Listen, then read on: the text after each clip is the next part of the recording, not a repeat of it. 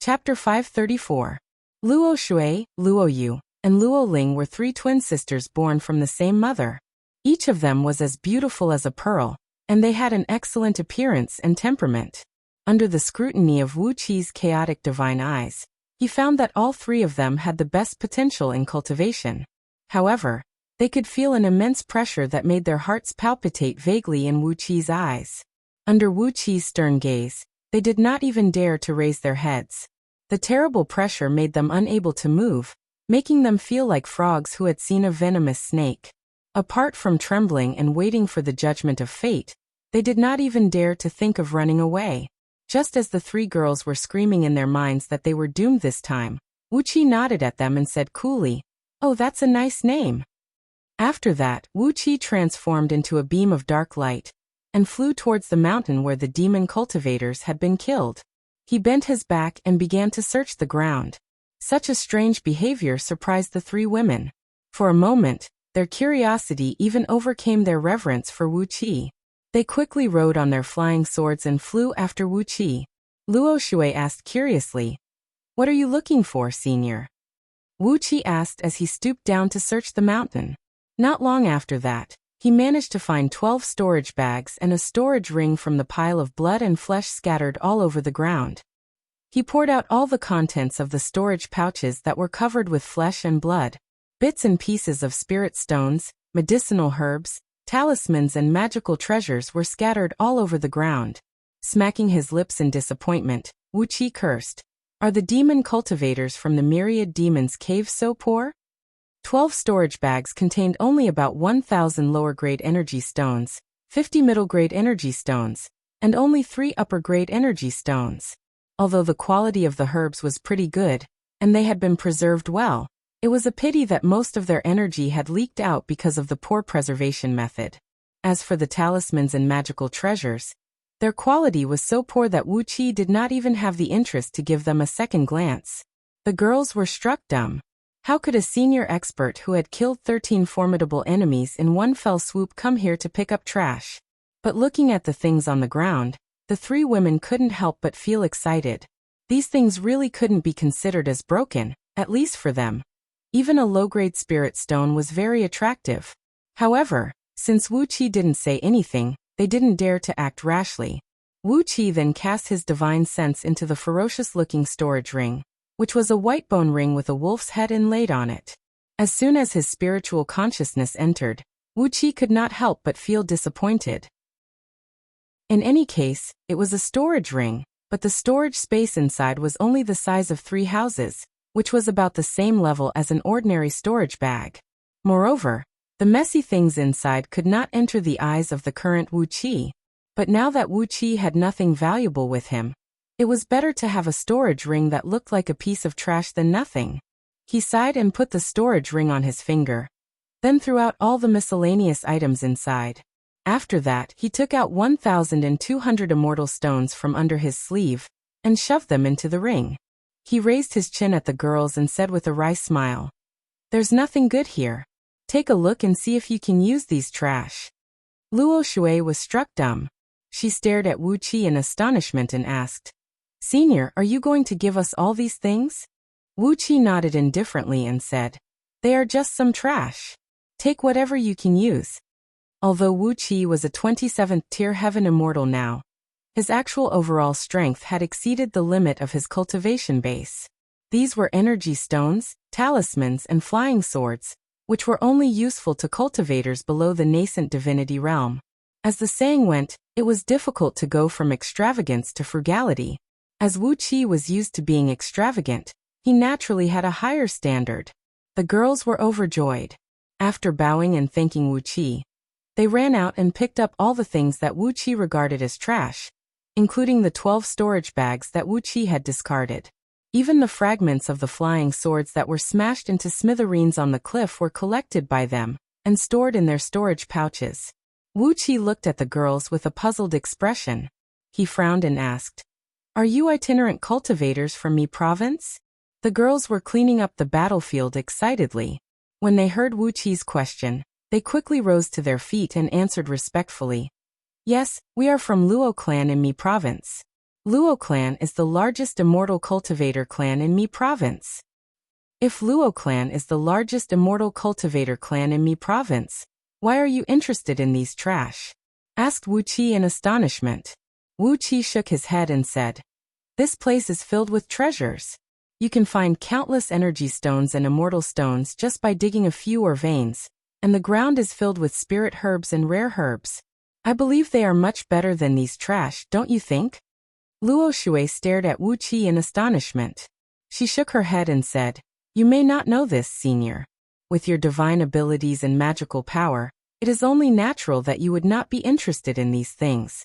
Although Luo clan is known as the #1 immortal cultivator clan in Mi province, under the pressure from the government of Du, we have no fixed residence, not even a fixed territory. Although there are treasures everywhere, how could we dare to mine them at will?" Wuxia finally understood. The so-called largest immortal cultivator clan in Mi province was actually a vagrant clan that wandered around the world. He reckoned that the government of Mi province must have dealt a severe blow to the immortal cultivators, and that was why they ended up in such a situation. Wuqi's eyes flickered as he stared at the girls. He frowned and asked in a deep voice, "Do you know the situation in Mi province?" Luo Shui bowed hastily and said, "The three of us have always been cultivating in seclusion, so we do not know much about Mi province. If senior has any questions, the seniors of Luo clan are the ones who know the most about Mi province." Wuxia nodded and said, "Well then, I'll pay a visit to Luo clan." He used his divine will to scan the city beyond the mountain. The officials in the city should know what Wuxia wanted to know, but Wuxia did not want to deal with the officials of Du for the time being. Who knew if King Baishan and King Zhangqiu's men were in the city? Even though Wuxia had restored his original appearance and formed his chaotic spirit body, allowing him to escape from the surveillance of the almighty experts, he did not want to cause any trouble for no reason. The girls were both surprised and delighted when they heard that Wuxia was going to visit Luo clan. They raised their heads and gave Wuxia a glance, then hastily packed up all their belongings. After that, they led Wuxia away from the mountain excitedly, but with a worried look on their faces. Along the way, Wuxia chatted with the girls. Only then did he find out why they came to this mountain, and that it had something to do with him. A few years ago, not long after Wuxia joined Myriad Immortal Alliance, he received a mission with a huge reward from the Alliance's medallion. The elders of Myriad Immortal Alliance had offered him an astronomical reward of contribution points and various immortal items for over 100 spirit herbs, the most important of which was the Ganoderma Immortal Liquid. It had been a long time since then, and there were still 18 spirit herbs that had not been collected. Supremacy 3 Flame had already submitted the most difficult pill, the Ganoderma Immortal Liquid, but there were still 18 spirit herbs missing. Over the past few years, Myriad Immortal Alliance had gradually increased the reward for the 18 spirit herbs, and now, the reward for any of them had reached an astonishing level. The Luo clan was disturbed by the huge reward. Although they knew that Mi province was trying its best to suppress immortal cultivators, for the sake of the reward, the clan leader of Luo clan, who was also the grandfather of the girls, had decided to mobilize all the members of the clan to search for the 18 spirit herbs in the nearby mountains. As long as they could find one of them, the Luo clan would be reborn, and they would no longer have to fear the suppression from the officials of Mi province. Perhaps, they would even be able to establish a sect and base in Mi province in the future.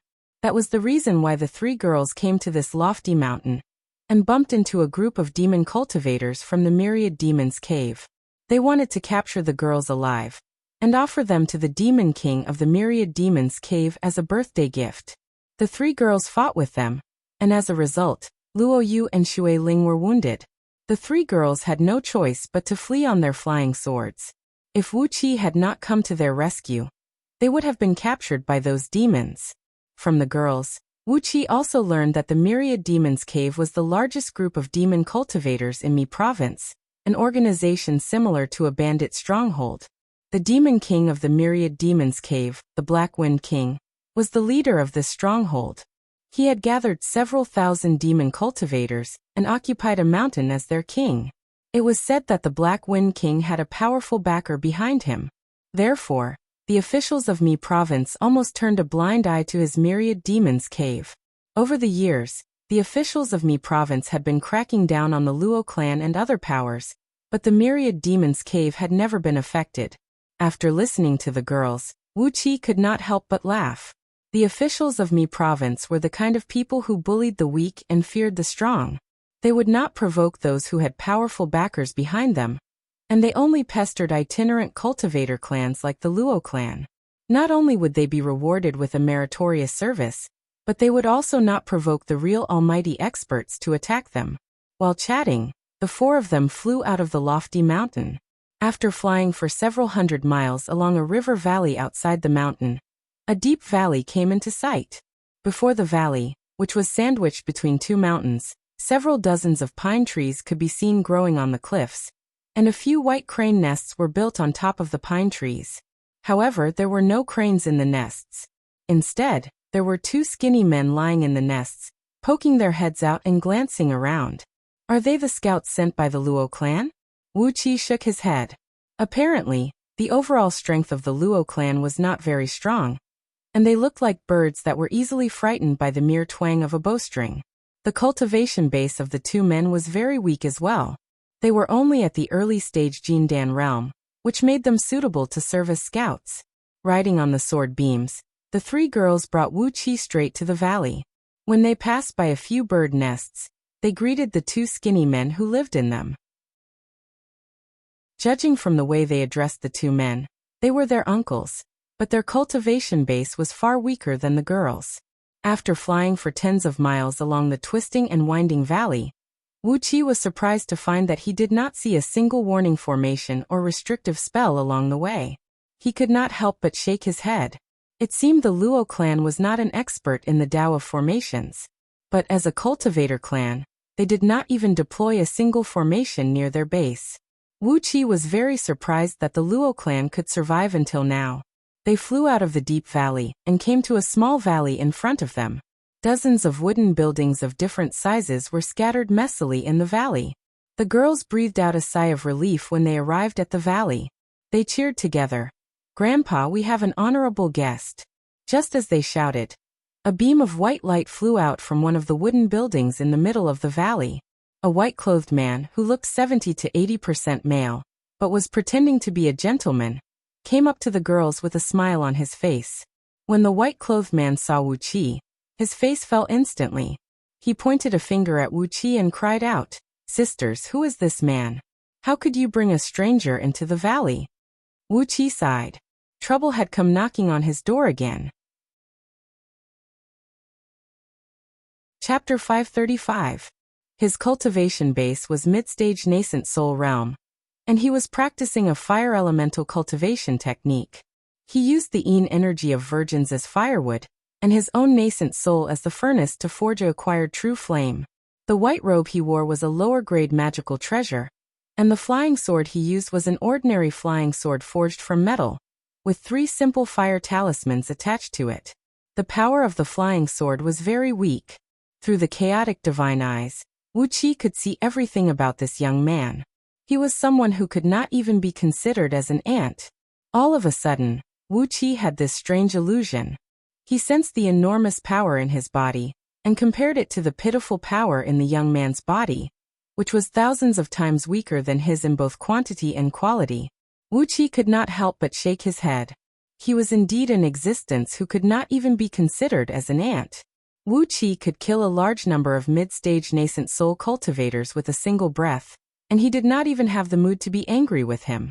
No wonder those heaven immortals and gold immortals had the same attitude towards cultivators. They could kill ordinary cultivators without feeling the slightest bit of guilt.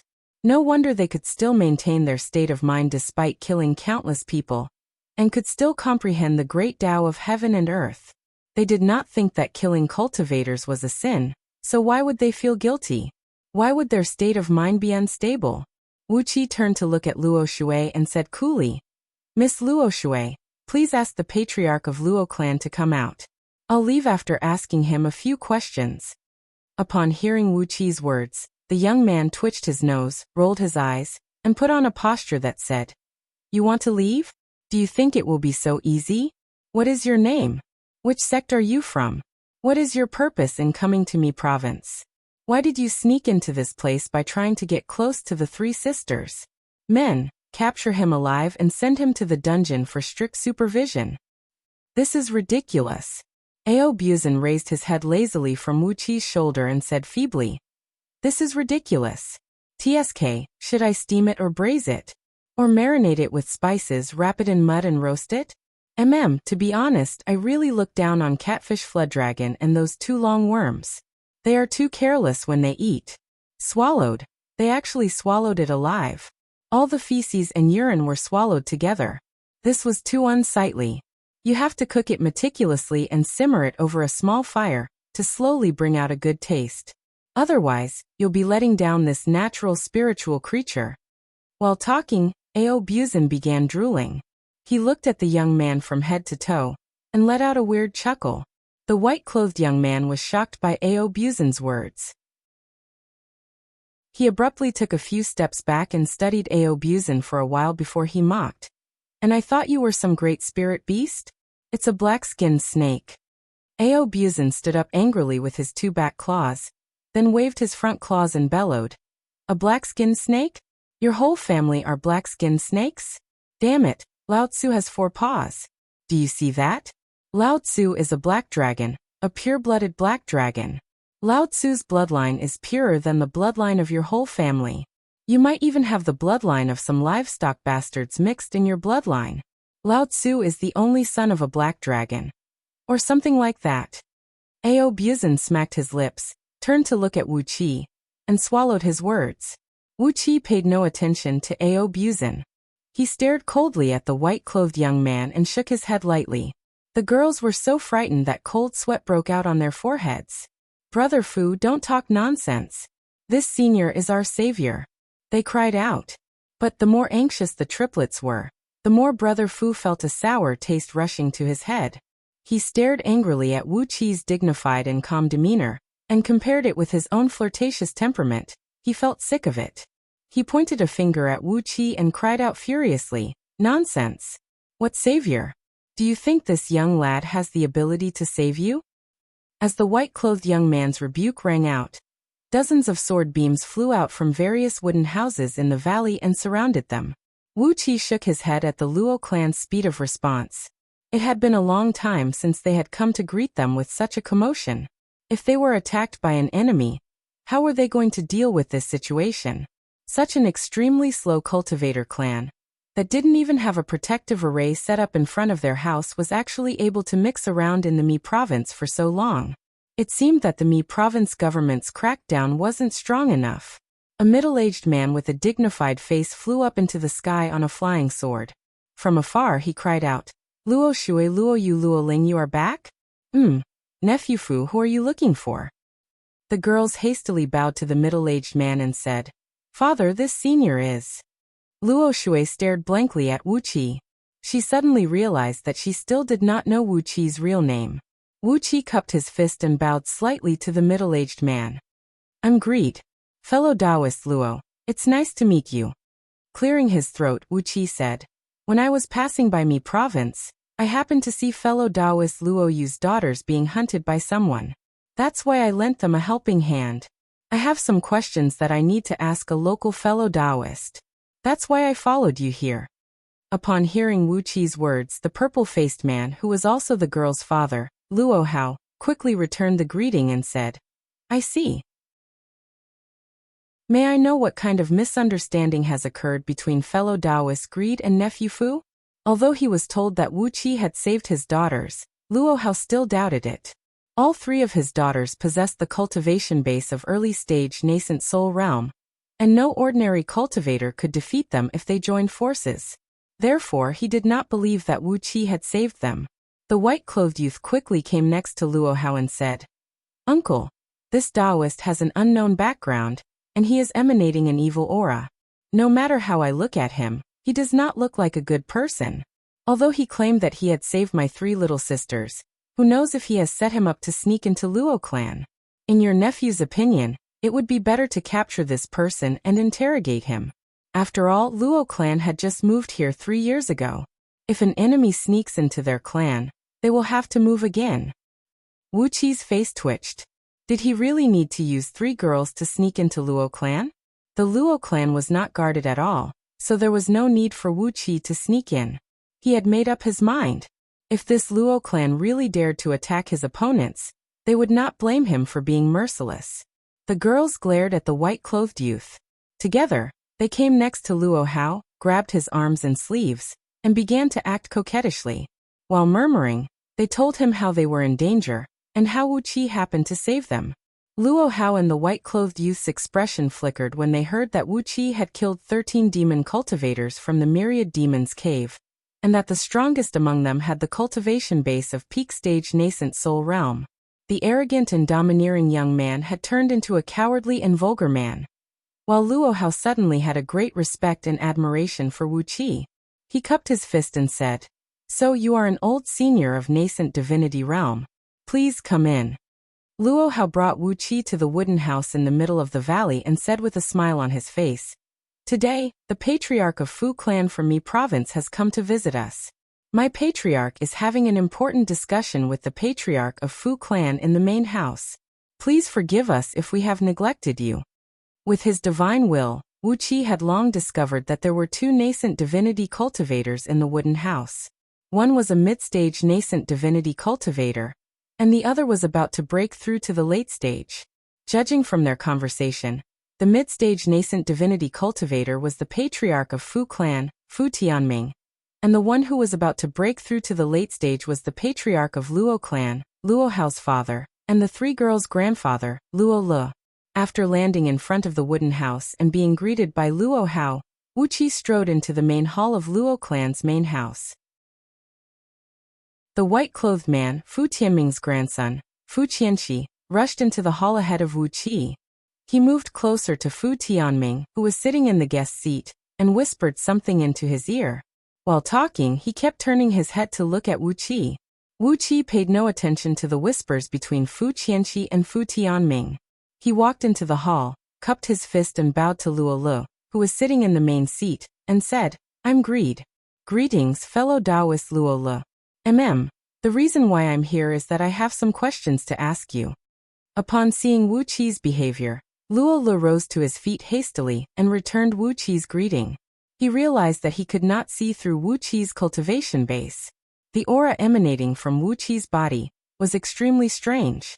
One moment it felt like a nascent divinity cultivator, and the next moment it felt like nothing. Luo Le had no idea how he could tell what level Wuqi's cultivation base had reached. Luo Le returned the greeting respectfully and said happily, "Fellow Taoist, please forgive me for not welcoming you earlier. Have a seat and serve me some tea." While Wuqi and Luo Le were talking, Fu Tianming's face had turned gloomy. "Brother Luo," he cried out in a deep voice, "we haven't finished our discussion, have we? We, the Fu clan, have shown our utmost sincerity by giving Qianqi the formation of the 5 elements reversal heavenly illusion formation as a betrothal gift to let Qianqi marry Luo Shui, Luo Yu, and Luo Ling." The 3 girls who came in right behind Wuqi were struck dumb. Luo Ling cried out in astonishment. "What? Grandpa, you want us to get married? Marry Fu Qianqi?" Luo Yu, who had a guilty conscience, said angrily, "We can marry anyone but this playboy. Don't you know how many girls he has raped every year?" Luo Shui frowned and snapped, "Grandpa, don't you know Fu Qianqi's reputation in Mi province? He is the scum of the immortal clans, and you want us to marry him? If that's the case, we'd rather cut our hair and become monks." Luo Le laughed dryly. Just as he was about to explain the matter to his 3 beloved granddaughters, Fu Tianming pointed his finger at them and snapped, "We are the ones who call the shots here. You 3 little girls have no right to speak here. Stand aside obediently. After the betrothal gifts are decided, you will consummate your marriage with Qianqi. From now on, Fu clan and Luo clan will be one, and the entire Mi province will belong to both of us." Without saying a word, Wuqi came before Fu Tianming. Amidst Fu Tianming's astonished gaze, he grabbed Fu Tianming's neck and lifted him up as if he was lifting up a toad. Then he gave him a total of 108 slaps on the face. The heavy slaps knocked all of Fu Tianming's teeth out of his mouth, and the flesh on his face was badly mutilated. Wuqi purposely exerted a little more force, breaking Fu Tianming's cheekbone. While slapping Fu Tianming, Wu Qi frowned and snapped. I'm talking to fellow Taoist Luo here. Why are you interrupting us? Hey, why are you interrupting us? Just sit aside obediently. Once I've asked fellow Taoist Luo what I want to know, I'll go and wipe out your entire Fu clan later. As Fu Tianming was grabbed by Wu Qi, he could not muster any energy in his body. He was like a dead man, allowing Wu Qi to slap him. Everyone in the room was struck dumb. They felt a chill run up from their feet to their heads, and they were too frightened to think. Fu Tianming was a mid-stage nascent divinity cultivator, one of the top 10 experts in the Mi province's world of cultivators. Chapter 536. After a series of slaps, Fu Tianming fainted and had no idea where he was. Then, Wu Qi grabbed him by the neck and slammed him heavily onto the chair. Wu Qi frowned as he looked at Fu Tianming's bloodied and ragged face. Suddenly, he thrust his leg and kicked Fu Qianqi, who was standing next to him like a wooden block. Wu Qi had used some strength in the kick, and the tip of his foot tore open Fu Qianqi's belly. The air exploded, ripping Fu Qianqi's intestines and stomach into dozens of pieces. Fu Qianqi held miserably as he was thrown hundreds of feet away, smashing his head into the wooden wall of the hall. He rolled and struggled on the grass outside the hall, with blood gushing out from his stomach. If an ordinary man were to suffer such a serious injury, he would have died a long time ago. However, Fu Qianqi was a nascent soul cultivator, and his life force was much stronger than an ordinary man. Clutching his broken stomach with both hands, he wriggled and groaned on the ground, letting out shrill howls. Everyone in the hall was struck dumb, especially those from the Luo clan, who were rooted to the spot and unable to move. Wu Qi was too fast and too cruel. Not only that, Fu Tianming, one of the top 10 experts of Mi province, could not even put up a fight against him. What did that mean? Wu Qi was at least a heaven immortal, or else he would not have been able to beat and humiliate a nascent divinity cultivator so easily. I hate these self-righteous pretty boys, and those old fools who can't distinguish right from wrong and only support their descendants. Wu Qi gave Fu Tianming a backhand slap and made him fall to the ground. He said furiously, "It is your Fu clan's great fortune that I didn't provoke you, but you just had to provoke me. Aren't you just courting death? You are just a mere nascent divinity cultivator, and yet you think you are someone important?" Fu Tianming finally came to his senses. He struggled to his feet, stared at Wu Qi with a venomous look on his face, and said through clenched teeth, "Please tell me your name, senior. Today's humiliation." Wu Qi's face turned cold, and he grabbed Fu Tianming's neck with his left hand. A large amount of devil qi gushed out from his palm, instantly enveloping Fu Tianming's entire body. The frightening squeaking sound of silkworms chewing on mulberry leaves came from the black mist. Not long after that, a few dried bones fell to the ground. These were all Fu Tianming had left. All of his energy essence and nascent divinity were devoured by Wu Qi, turning into an insignificant part of the chaotic power in his body. If you don't have enough strength, then don't provoke someone who's stronger than you. Otherwise, you'll definitely bring about a fatal disaster. This is the iron law of the immortal cultivation world. You dare to cultivate without even understanding this unspoken rule? Mockingly, Wu Qi stomped on the ground and crushed a few bones, sneered and said, "Do you really think I'll give you the chance to seek revenge in the future? I've said it before, I'm going to wipe out the entire Fu family." If someone offended him, he had to nip the danger in the bud. Unknowingly, Wu Qi had begun to transform into a real immortal cultivator. After merging with Wu Wang's memories and experience, Wu Qi had become even more fearsome than ordinary immortals.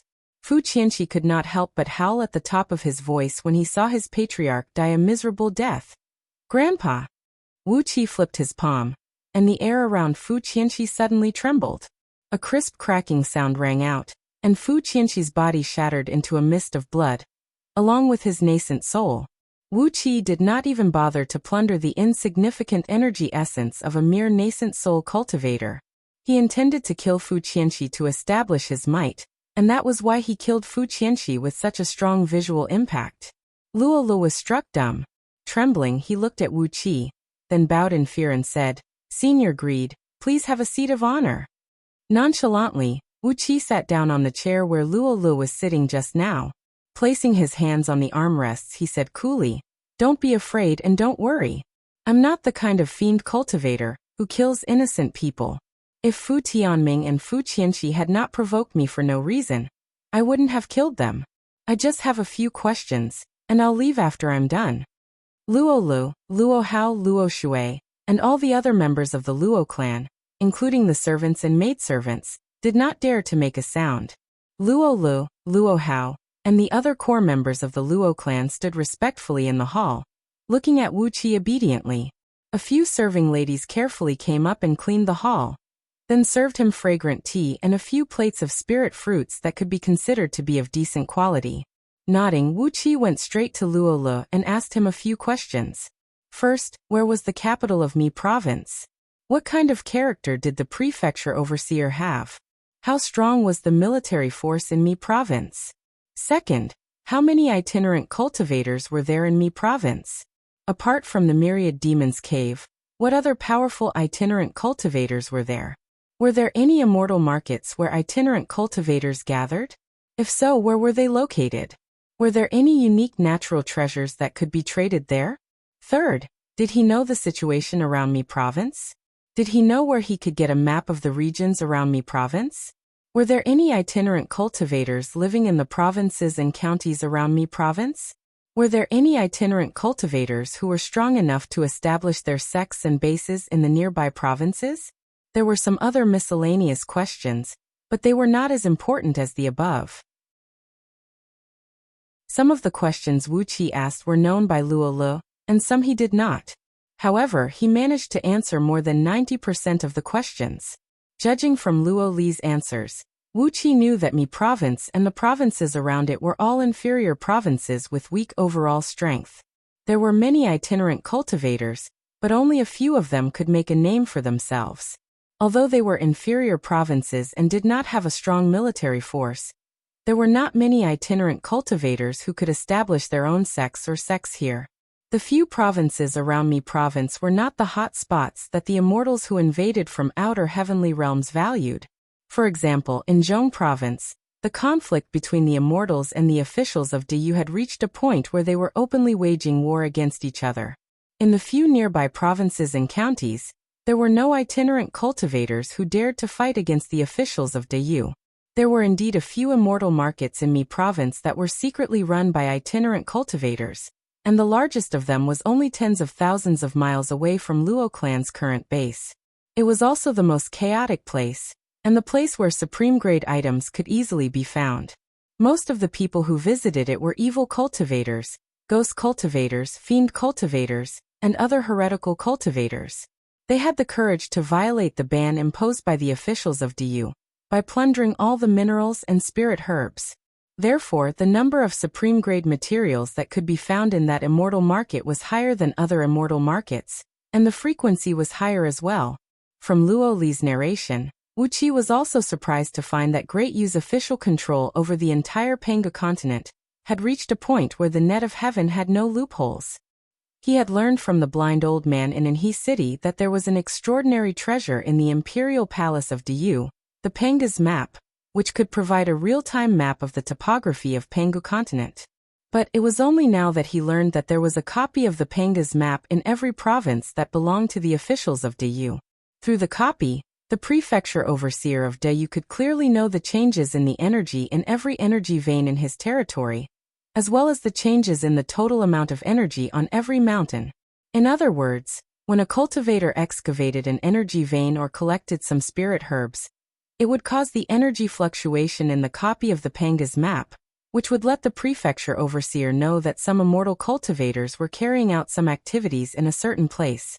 With that, the prefecture overseer could immediately deploy an army to suppress or hunt them down.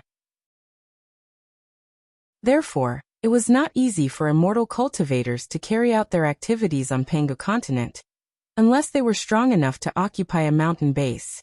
Itinerant cultivators like the Luo clan could only struggle to survive under the strong suppression of the officials of Diyu. Wuxia sucked in a cold breath, and raised his head to stare at the ceiling with a flicker in his eyes. The copy of the Panga's map. It was a complete waste for those prefecture overseers to have this treasure in their hands. With these copies, Wuxia would be able to clearly know which energy veins were the most abundant, which mountains were the most suitable to be used as a mountain base, and even what kind of rare treasures could be found in a certain province. I'll have to collect more copies of the Panga's map when I have time. After a brief moment of pondering, Wuxia looked up at Luolu and said with a smile, Luolu. Luolu was taken aback. He quickly bowed and answered respectfully, Senior. Luoli's heart was filled with trepidation, as if he was filled with 15 buckets of water. He had no idea why Wuxia had called for him. He had been worried about this fearsome man who could kill Fu Tianming with ease, fearing that the foundation of Luo clan would be destroyed because of his careless words. Wuxia lightly tapped the armrest of his chair with his fingers as he said in a deep voice, There is not a single powerful immortal cultivator in Mi province yet. Luolu bowed and said, That's right. The overall strength of itinerant cultivators like us is too weak to resist the attacks of the officials of Du. Wuxia nodded and said, It is fate that I saved Luo Shui, Luo Yu, and Luo Ling. For the time being, I'll take them as my disciples. As for your Luo clan, you can be my nail in Mi province. I'll teach you cultivation techniques, formation maps, medicinal pills, and talismans. I'll also send a few heaven immortals to guard Luo clan, and make them your elders. With a faint smile on his face, Wuxia said, According to what you said just now, with a few heaven immortals guarding the small military force in Mi province, and the protection of the formation maps I've personally deployed, the Luo clan will no longer have to run around. When the overall strength of the Luo clan is strong enough, we can occupy a few mountains and establish our own clan. Isn't that a wonderful thing? Luolu was taken aback. He gave Wuxia a look, and he was shocked at first, then wild with joy as he dropped to his knees and bowed. Senior, I can't repay your kindness even if I die. Luolu knew that the Luo clan had found an opportunity to make a fortune. Although it was a risky journey, it was better than anything else to have a strong backer. Luo Shui, Luo Yu, and Luo Ling dropped to their knees obediently and said, Greetings, Master. Wuxia chuckled.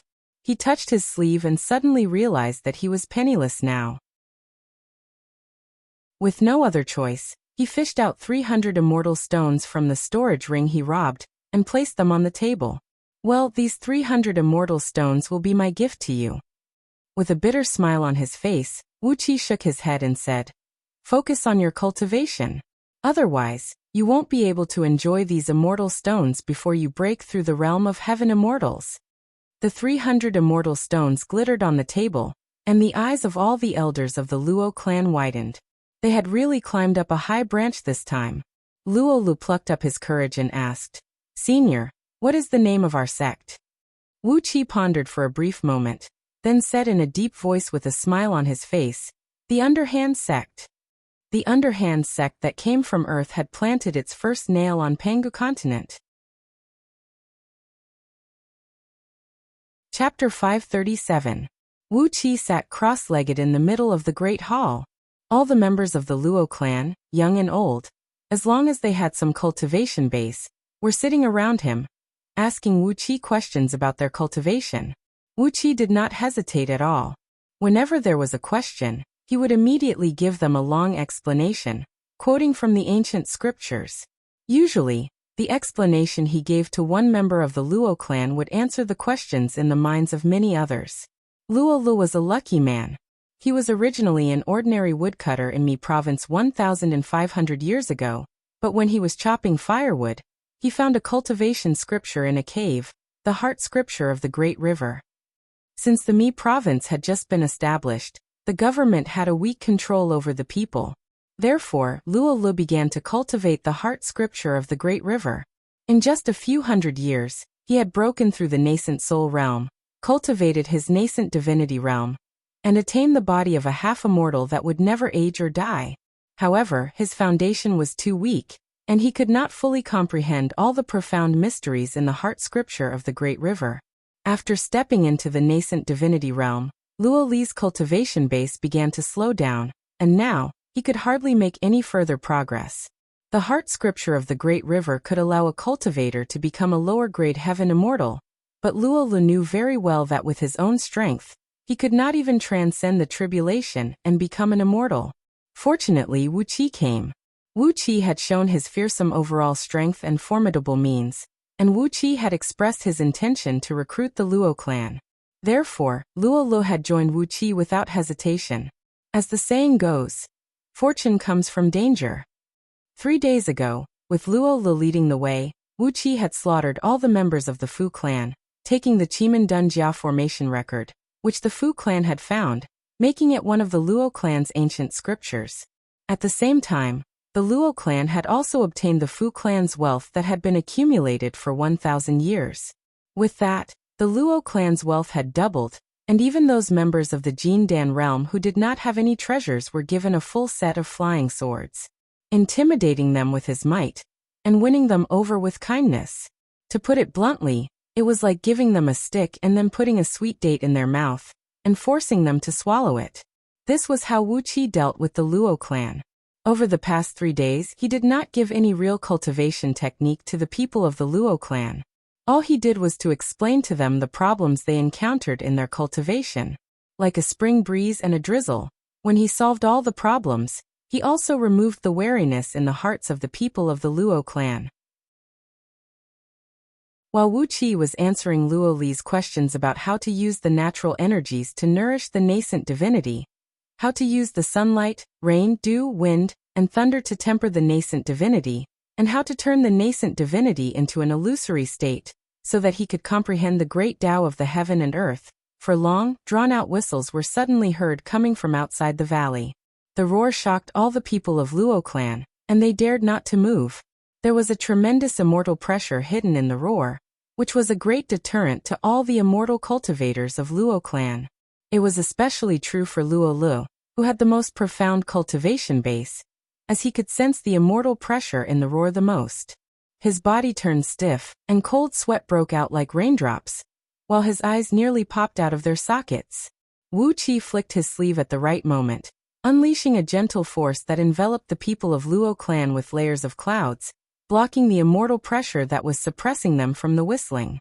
"Since you are here, come in at once," Wuqi cried out in a deep voice.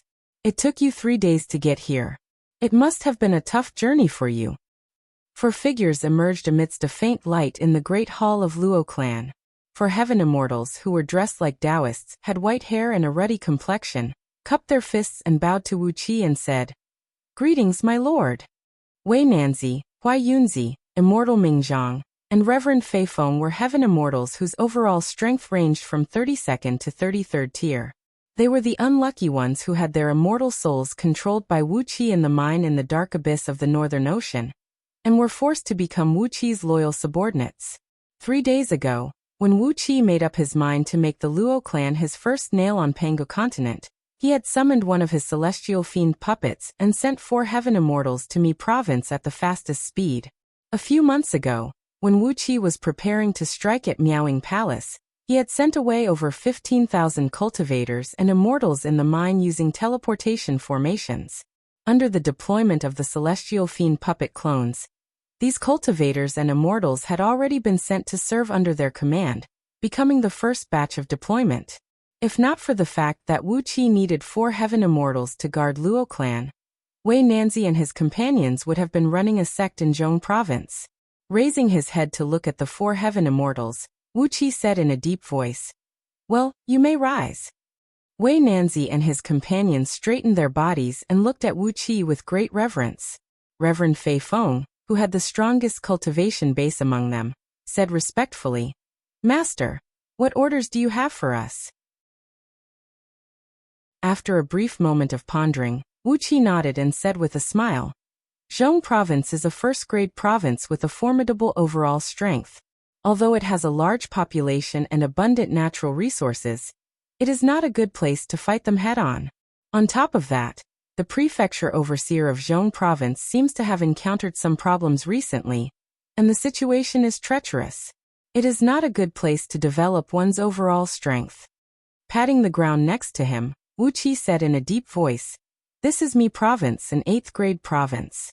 It is uninhabited, and there are no powers guarding it. From today onwards, you are the elders who serve Luo clan. You don't need to do anything, but if you need anything, just listen to Luo Li's orders. Pointing at Luo Lu, Wuqi said coolly, "This is Luo Lu, the clan leader of Luo clan. Just listen to his orders." Hastily, Luo Lu rose to his feet, cupping his fist and bowing to Wei Nanzi and his companions, asking him to order 4 heaven immortals to carry out the mission. Luo Lu did not have the courage to do so, but since it was Wu Qi's order, even if he did not have the courage, he had to do it. When he saw Wei Nanzi and his companions, Wu Qi asked for 2 blank jade slips from Luo Lu. Then, he gave Luo Lu all the cultivation techniques and things to pay attention to when cultivating the Song of Gale to the realm of heaven immortals, as well as 36 diagrams of formations.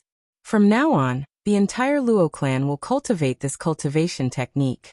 It is a supreme great Tao, not something your so-called heart scripture of the Great River can compare with. Study these 36 diagrams of formations carefully. Frowning, Wu Qi shook his head, sighed, and said, "I can't believe that an immortal clan does not even have a defensive formation around its base. If this gets out, it will be a great disgrace to me.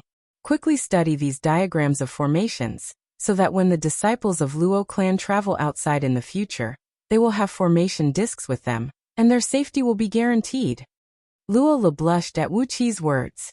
Reverently, he took the jade slips and sent his divine will into them. Immediately he was struck dumb. A look of wild joy emerged on Luo Li's face. Without saying a word, he sat down on the ground and devoted all his heart and soul into studying the cultivation technique in the jade slips. The Song of Gale was a supreme mystic technique inherited from Reverend Gale, which could allow one to step straight into the realm of primordial immortals. Even though it was only the most basic cultivation technique, it was thousands of times more profound than the heart scripture of the Great River. Every word and every sentence was profound and unfathomable, like the ringing of morning bells and evening drums, causing one to ponder deeply. Luo Lu had only skimmed through the first few sentences, but he already knew that the Luo clan was now rich. After giving a deep look at Luo Lu, who was immersed in wild joy, Wu Qi handed another jade slip to immortal Ming Zhang, who was the most proficient in the Tao of formations among the 4 heaven immortals. "This is the 9-winding Cloud River formation. Deploy it properly to protect the Luo clan. Since you are an expert in the Tao of formations as well, you can do whatever you want outside the formation. Also, when you are guarding this place, you will be responsible for teaching the people of Luo clan the Tao of formations." Immortal Ming Zhang accepted the flying sword and answered respectfully.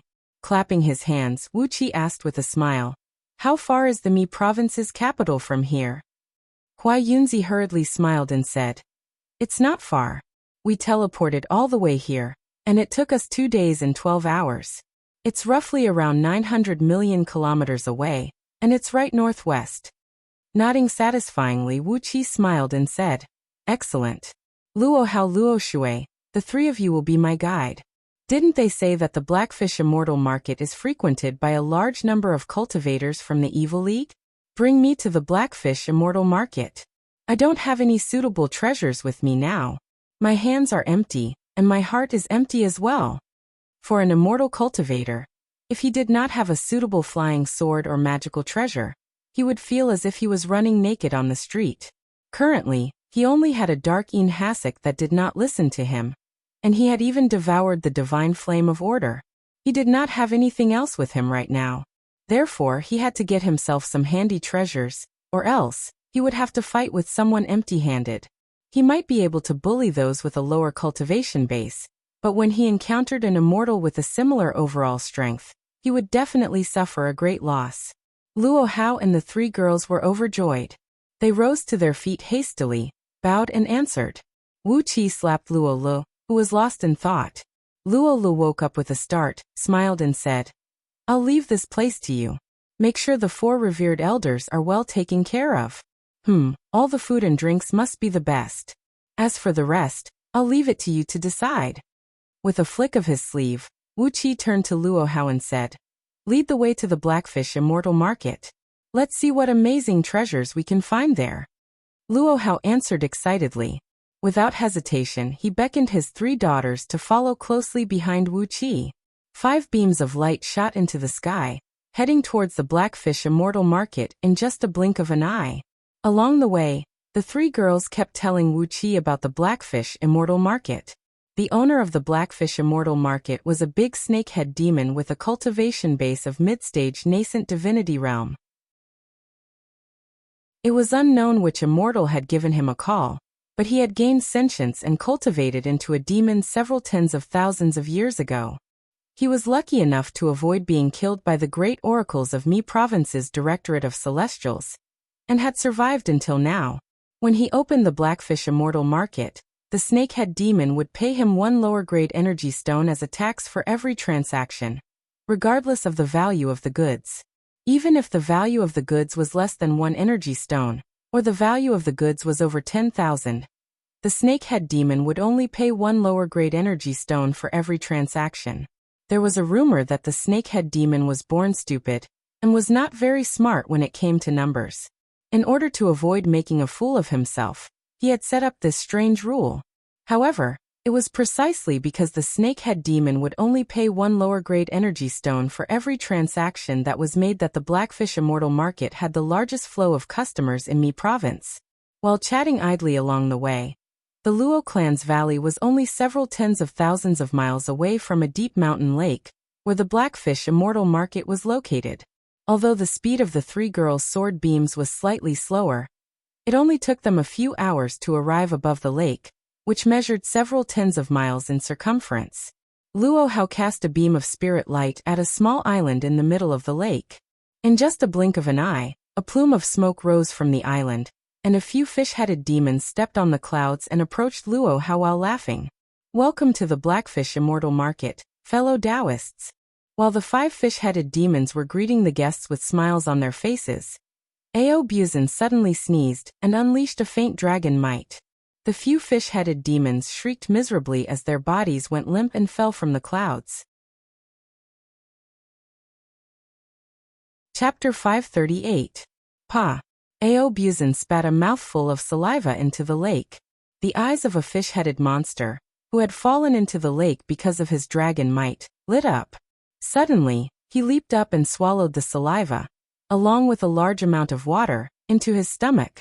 Wagging his head and wagging his tail, he turned to Ao Buzin and said, "Oh Grandpa True Dragon, this little demon is too bold, so I'll take a little bit of your dragon aura." Grinning coldly, Ao Buzin used his hind claws to support his body and stood on Wu Qi's shoulder. He swayed his body from left to right complacently and said with an air of superiority, "Well, you little demons do know what's good for you. I'll give you a mouthful of saliva as your reward."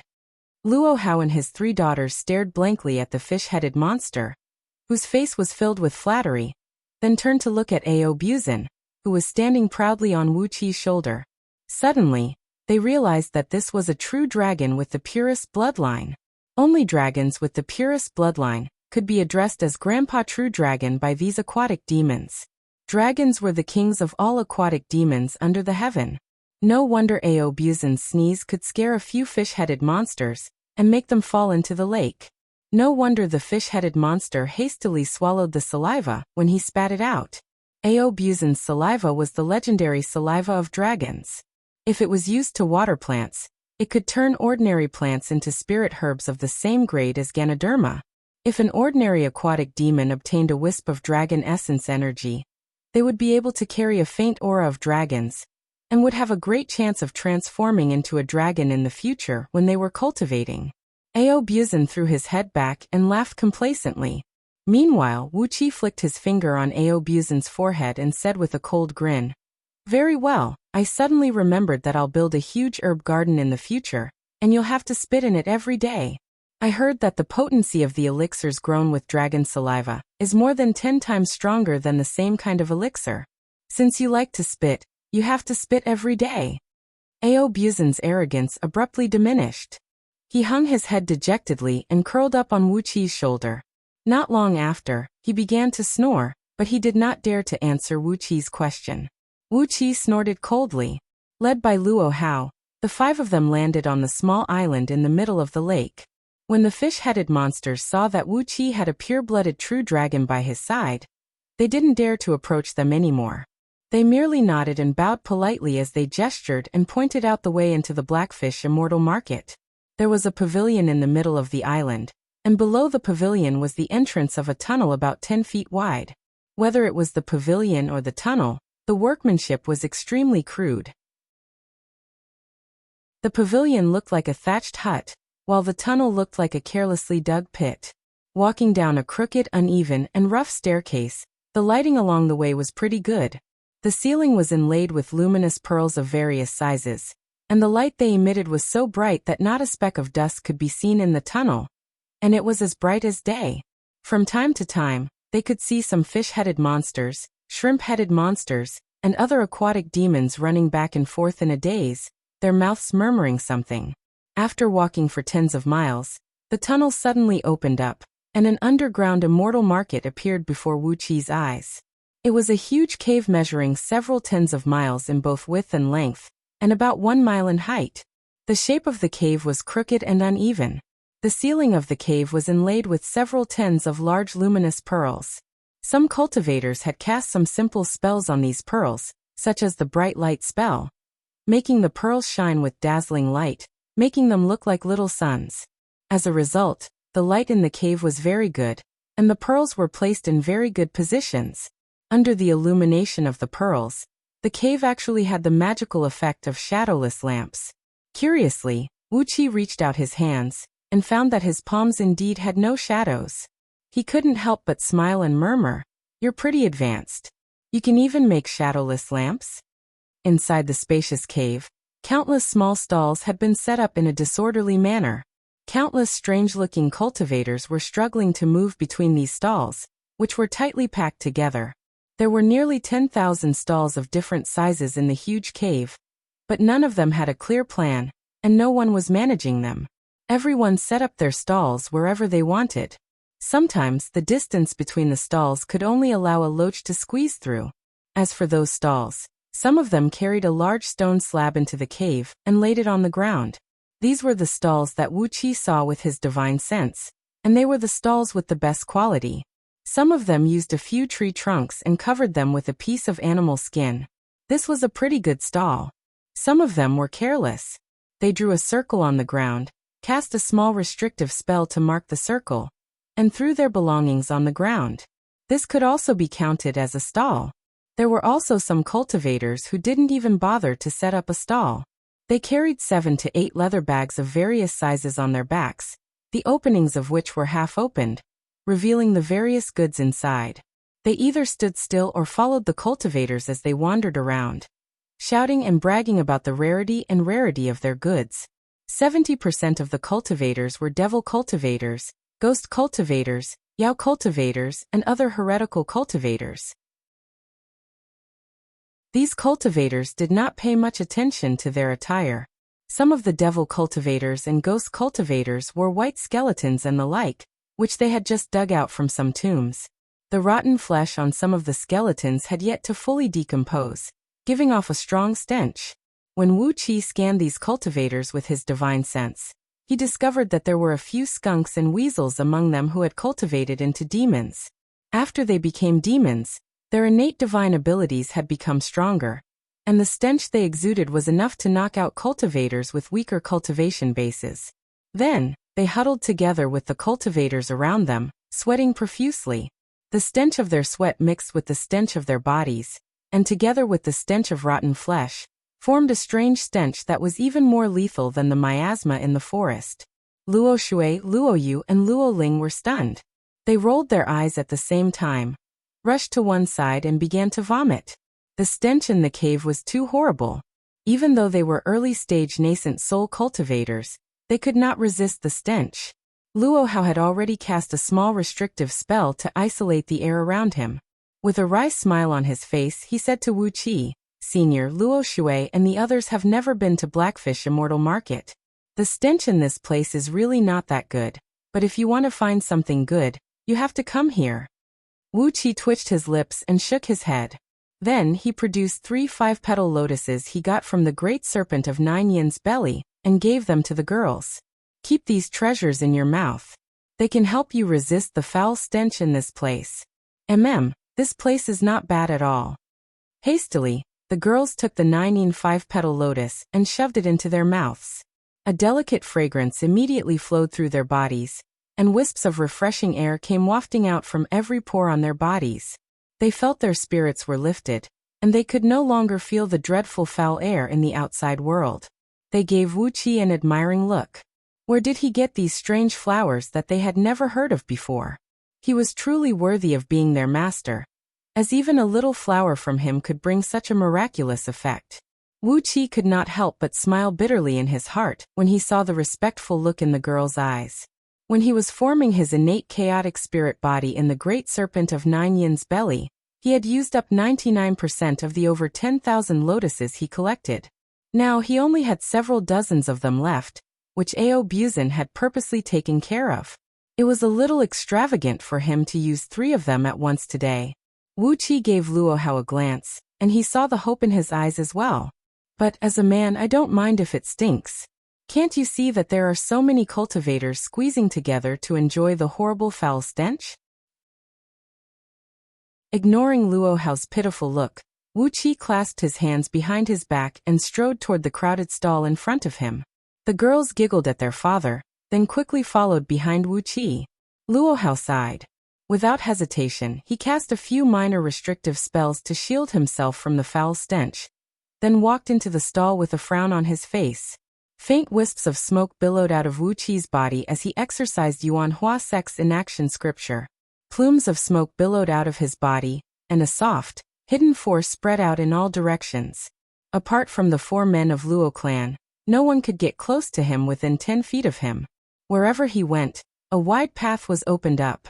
When a few reckless and overbearing demon cultivators saw Wuqi's behavior, they snorted coldly and deliberately used their burly bodies to slam into Wuqi. But no matter how hard they slammed into Wuqi, they could not hit anything. They could only feel that the area 10 feet around Wuqi was a vast, misty void. Their tremendous force, which could crush a lofty mountain, vanished as soon as they got close to Wuqi, and their bodies slid away as if they were as light as a feather. After this happened a few times, these demon cultivators finally realized the huge gap between them and Wuqi. Their faces turned deathly pale as they squeezed into the crowd and disappeared. The other cultivators turned their heads away as well, not daring to give Wuqi another glance. With a smile on his face, Wuqi walked past one stall after another. Although he could easily cover the entire cave abode with his divine will, the items sold in these stalls were too many and varied. Some of them even had the effect of blocking divine will and natural energy, like the nether ocean dark gold copper. Therefore, it was impossible for him to find the real good stuff with his divine will. That was why he brought the 4 men of Luo clan into the middle of these stalls, and used his chaotic divine eyes to examine them one by one. Not bad. There were many 9th grade spirit herbs, and a few 8th grade spirit herbs. 8th grade spirit herbs could be used by mid-grade heaven immortals to concoct immortal pills, but to the cultivators here, they were useless. If they accidentally ate an 8th grade spirit herb, the enormous pressure would be enough to kill them with poison. There were quite a number of materials for crafting items, but there were not many good materials. Wuqi did not like those ordinary materials, so he just walked past them and took a quick glance at them. After walking past several hundred stalls, Wuqi frowned slightly. Suddenly, he grabbed a rabbit demon, who was walking past him with a lazy voice.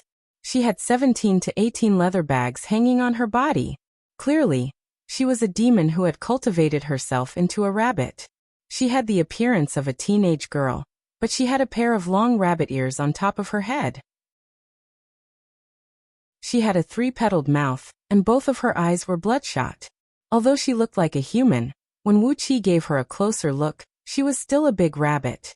The rabbit demon was timid. When Wuqi grabbed her, she cried out immediately, "Please spare my life, senior. Please take whatever you want." As she spoke, tears began to stream down the rabbit demon's face, and her 2 long ears drooped down from her head. Wuqi did not pay any attention to the rabbit demon. Instead, he reached his hand into a leather bag hanging on her chest and fished out a pale silver stone. It was about the size of a fist, weighing over 300 kilograms, and inlaid with several hundred grape-shaped metal cores that glowed with a rainbow glow. Wuqi was not mistaken. The Star Jade Spirit Gold was a gold immortal item at the same level as the Nether Ocean Dark Gold Copper. Chapter 539. Star Jade Spirit Gold was one of the few gold immortal materials that could be manufactured by artificial means. By placing some special metal minerals in an environment where the power of the stars was extremely abundant, and under high temperature and pressure, and after hundreds of millions of years of calcination and quenching, it was possible to form a piece of Star Jade Spirit Gold. For those primordial immortals and gold immortals with long lifespans, they had plenty of time to waste on artificially manufacturing gold immortal materials. But for those gold immortals and heaven immortals with insufficient experience, it was undoubtedly unacceptable for them to spend hundreds of millions of years waiting for a piece of crafting material to form. It was a strange metal that could absorb the power of the stars and turn it into starlight extreme rays to kill the enemy, and was an excellent material for crafting immortal swords. Therefore, the price of Star Jade Spirit Gold was extremely high in the world of cultivators. Every tael of Star Jade Spirit Gold was worth 100 lower-grade immortal stones, and there were hundreds of kilograms of it in front of them. Weighing the piece of Star Jade Spirit Gold in his hand, Wuxia looked at the rabbit demon, who was so frightened that she was about to fall to the ground, and asked, "How much do you want for this?" Wuxia did a quick calculation and realized that he could not afford this piece of Star Jade Spirit Gold, and he had no idea where the rabbit demon got it. But since she had taken it out to sell, it proved that she had no idea about the value of this piece of Star Jade Spirit Gold. As long as she named a price and Wuxia met it, this precious treasure would be his. The rabbit demon's ears pricked up. She looked at Wuxia with tears in her eyes, but she was already smiling and saying, "So Senior is not robbing me?" Wuxia was stunned. Then he shook his head and said, "I'm really not robbing you. Just name your price. What do you want in exchange for this?" The rabbit demon glanced at the piece of Star Jade Spirit Gold in Wuxia's hand. Her ears twitched and she said straightforwardly, "I found this in the wilderness, and I don't know how much it is worth. If Senior likes it, please give it to me." She counted with her fingers, then carefully looked at Wuxia and asked, "3 lower-grade energy stones, aren't you being too greedy?" 3 lower-grade energy stones? Wuxia was speechless. This piece of Star Jade Spirit Gold was worth at least hundreds of thousands of low-grade celestial stones in the hands of a knowledgeable golden immortal. To gold immortals, immortal stones were just consumables, just like how spirit stones were to ordinary cultivators. But a good gold immortal artifact was a powerful weapon that could protect one's life. How could a mere immortal stone compare to it? Wuxia touched his storage ring, then turned to look at Luo Hao awkwardly and said, "Give this little demon 10 upper-grade energy stones." By looking at Wuxia's expression, Luo Hao knew that Wuxia did not have any energy stones. He quickly took a step forward, fished out 10 upper-grade energy stones and gave them to the rabbit demon. In the past, if Luo Hao had to fork out 10 upper-grade energy stones at once, he would have felt a sharp pain in his heart. But now, with the 300 immortal stones that Wuxia had given him, the Luo clan had suddenly become filthy rich.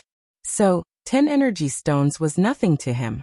The rabbit demon's ears stood straight up, and they were twitching violently.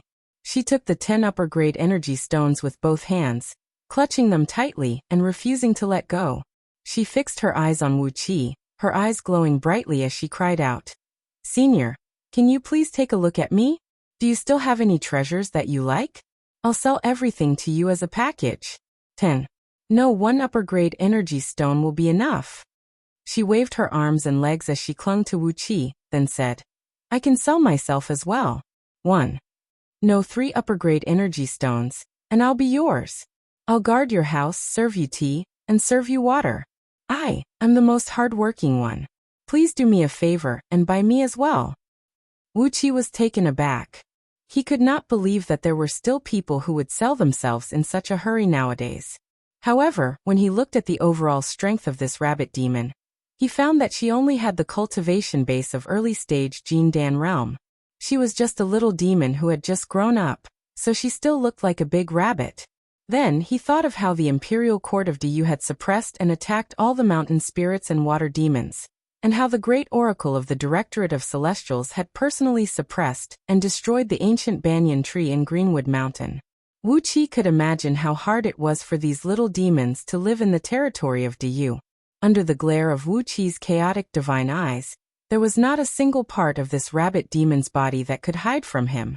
The rabbit demon only had a tattered flying dagger on her body, which could barely be considered a magic tool. Aside from that, she had no other defensive treasures. She did not even have a better cultivation technique. She was just a big rabbit who absorbed the essence of the sun and moon instinctively, and cultivated her demon body with the natural energy. No wonder she was in such a hurry to sell herself as well. It turned out that she had also realized that it was not easy to live in the world of cultivators, and was busy looking for a backer. After a brief moment of pondering, Wuxia was wondering if he should buy this rabbit demon as well. The rabbit demon stood about 4 feet tall, with a pair of ears about a foot long. It looked fair and plump, which made it look rather cute. Perhaps it would be a good thing to buy it, and give it to Princess Zhonglu as a pet. At the thought of Princess Zhonglu, Wuqi's heart softened immediately, and he was about to buy the rabbit demon. But before Wuxia could agree to the rabbit demon, 2 young men pushed their way through the crowd and came rushing towards him. Both of them had their eyes fixed on the star jade spirit gold in Wuqi's hand. Suddenly one of them said, "Rabbit, we'll pay you 11 upper-grade energy stones for this thing. Sell it to us. You are looking for a backer, and we happen to be short of a boy to clean the herb garden. You can make up the number." Wuxia gave the 2 young men a look, then casually shoved the star jade spirit gold into his storage ring. He ignored the 2 young men and said to the rabbit demon with a smile, "Little demon, it's good that you want to follow me. Oh, I happen to be short of a servant girl to serve tea and water, so you can come under my wing for the time being." The rabbit demon was stunned for a moment. Then she quickly knelt on the ground and kowtowed 9 times to Wuxia.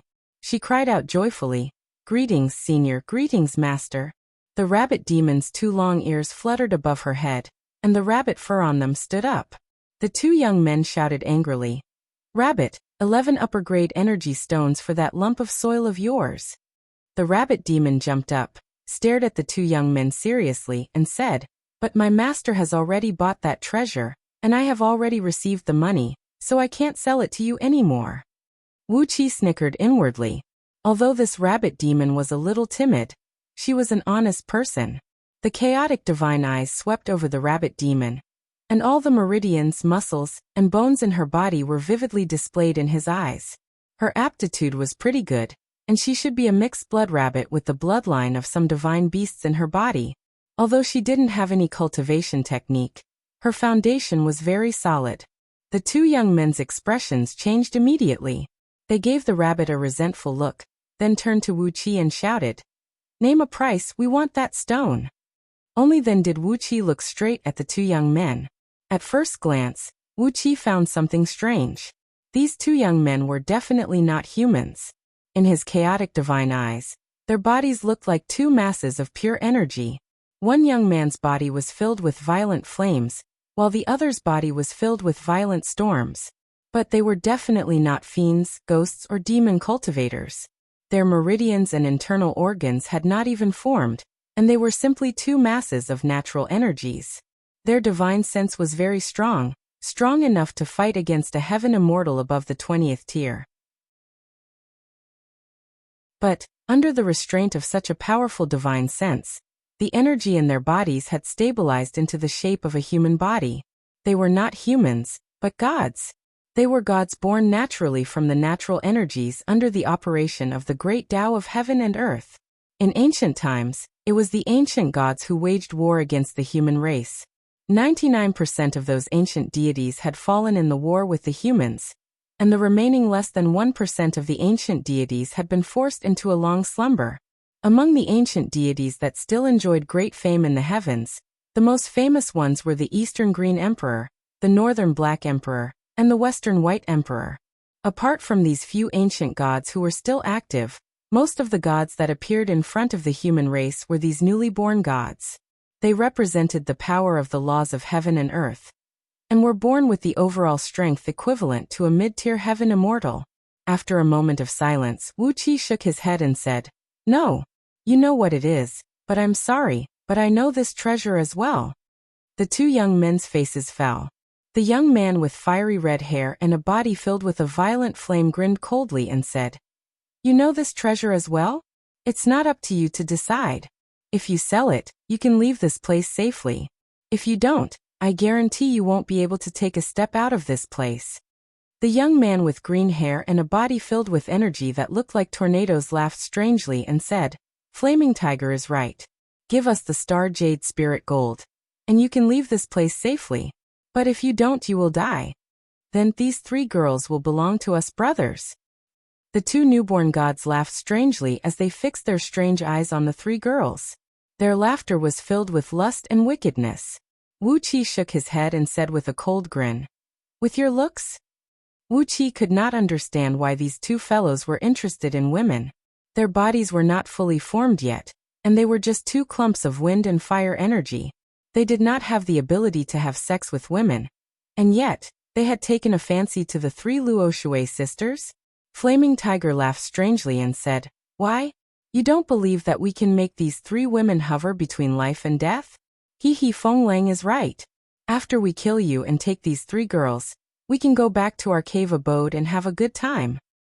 Not allowing Wuxia to say another word, Flaming Tiger suddenly let out a strange laugh. His right arm transformed into a flaming dragon that stretched several tens of feet long, then slapped down towards Wuxia. The temperature of the flaming dragon was extremely high, and its pale blue flame made the temperature of the entire cave rise. Some cultivators who were afraid of fire let out strange cries, and hastily unleashed all sorts of magical treasures and restrictive spells to defend against the high temperature. For a moment, the entire cave was filled with blinding lights, and countless cultivators were cursing at the same time. All of a sudden, the entire cave trembled, and a deep voice was heard coming from the bottom of the cave. This is Old Black's place. If you want to fight, get out and fight. Chapter 540. When the voice rang out, 36 palm-sized Xianbing shields appeared right next to Wuxia. The bone-piercingly cold Xianbing shields firmly blocked the invasion of the fiery dragon, and the cold air rolled and swallowed a big half of the fiery dragon. The red-haired young man's face flickered slightly. His body trembled and took a few steps back. In the deepest corner of the cave, there was a muddy ground with a circumference of a few miles. Along with the deep and heavy voice coming from underground, a huge black fish had slowly poked out of the ground. The muddy ground boiled like porridge, and large clumps of mud sprayed out, splashing all over the faces and heads of all the cultivators in the cave. In just a few breaths of time, a nearly 10 miles long black fish spirit slowly crawled out of the muddy ground. He shook the mud off his body, and his body gradually shrank. Before long, a 20 feet tall, fat, and pitch-black man with a skin as dark as coal appeared on the ground. The man walked over while gasping for breath. Wherever he went, all the cultivators automatically made way for him. Glancing at the red-haired young man, whose face was a little pale, the man nodded and said, Lao Tzu doesn't like guests who stir up trouble all day long. I'll give you some time. Hurry up and leave, or Lao Tzu will beat you to death. The red-haired young man gave a proud smile, then gave the man a sideways glance and said with a strange laugh, How dare you talk big like that? Standing aside, Wuxia said coldly, What about me? You're good at controlling fire, but I'm good at playing this game. Wuxia spread his palm, and a large sheet of cold air burst out from his palm, condensing into 49 Xianbing swords in the air, each glinting with a cold gleam, glinting with a dark blue gleam. The Xianbing swords kept spraying out large sheets of ice crystals, hovering and wheeling around Wuxia, forming into a powerful sword formation. The temperature within the cavern plummeted. Due to the fact that they were at the bottom of the lake, the air was extremely humid. Not long after, snowflakes began to condense in the air. The snowflakes gently fell down, turning the air white. Many of the cultivators could not help but exclaim in unison. The red-haired youth was stunned. Wuxia was good at controlling frost, which was his natural nemesis. Moreover, the grade of the cold energy that Wuxia controlled was extremely high. It was not something that ordinary cold energy could compare with. The red-haired youth was just a newborn fire god. The flames that he could control were only ordinary flames in the mortal world. How could he block the attack of this kind of cold energy? The green-haired man called Feng Lang took 2 steps forward and looked at Wuqi arrogantly. Then what about me? Wind Wolf's arms suddenly disintegrated, turning into 2 green tornadoes that circled around him. Feng Lang gave Wuqi a provocative glance, then stared at the dark-skinned man, whose expression had changed dramatically. He sneered and said, "You are just a mere nascent divinity cultivator. Get lost. This is not a place you can interfere in. Don't bring trouble to yourself. It's not easy for a dark fish to cultivate to the realm of nascent divinity." The dark-skinned man's face turned pale. The pressure that Feng Lang purposely released made him breathless. His body was trembling, and even his fat was wobbling. However, he still stood firmly where he was. Staring at Feng Lang, he roared, "This is Lao Tzu's territory. Since you are here, you better obey the rules. If you want to fight, get lost. Lao Tzu can't defeat you, but even if he has to die, he will bite a piece of your flesh." The dark-skinned man opened his mouth, revealing a mouthful of teeth that were as sharp as a triangular blade. Flaming Tiger snorted coldly. He stood in front of the dark-skinned man and said, "Feng Lang, this Taoist can restrain me. Kill him, and I'll roast this dark fish for dinner." He, a dark fish demon of nascent divinity realm, his flesh is very chewy. Feng Lang roared with laughter. A gust of strong wind swept out from his body, and in an instant, all the peddlers and cultivators in the cavern were thrown off their feet. Tens of thousands of people were rolled up by the strong wind, howling and wailing, and thrown forcefully against the cave wall. Only Wuqi and a few others were in the cavern, which was several tens of miles in circumference. It was empty, but it was a perfect battlefield. A cold gleam flashed in Wuqi's eyes as he sneered and said, "How arrogant! Aren't they just 2 innate gods who have just taken their final form? Do they really think they are some extraordinary beings? What a pure form of energy! Ha ha ha ha." Laughing wildly, Wuqi casually pushed the rabbit demon, Luo Hao, and his daughter far away. Then with a blink of his body he came before Feng Lang. As Wuqi had cultivated the true body of heaven and earth scripture, and the dragon transformation script, the control of his fleshly body had reached an unimaginable level. He took a step forward, and in the blink of an eye, he had come before Feng Lang like an immortal using teleportation. Then he thrust his fist out. What was even more frustrating than teleportation was that when an immortal used teleportation, there would be ripples of immortal energy. As for Wuqi, he was purely using the energy of his fleshly body. Apart from a slight ripple in the air, he did not produce any other ripples.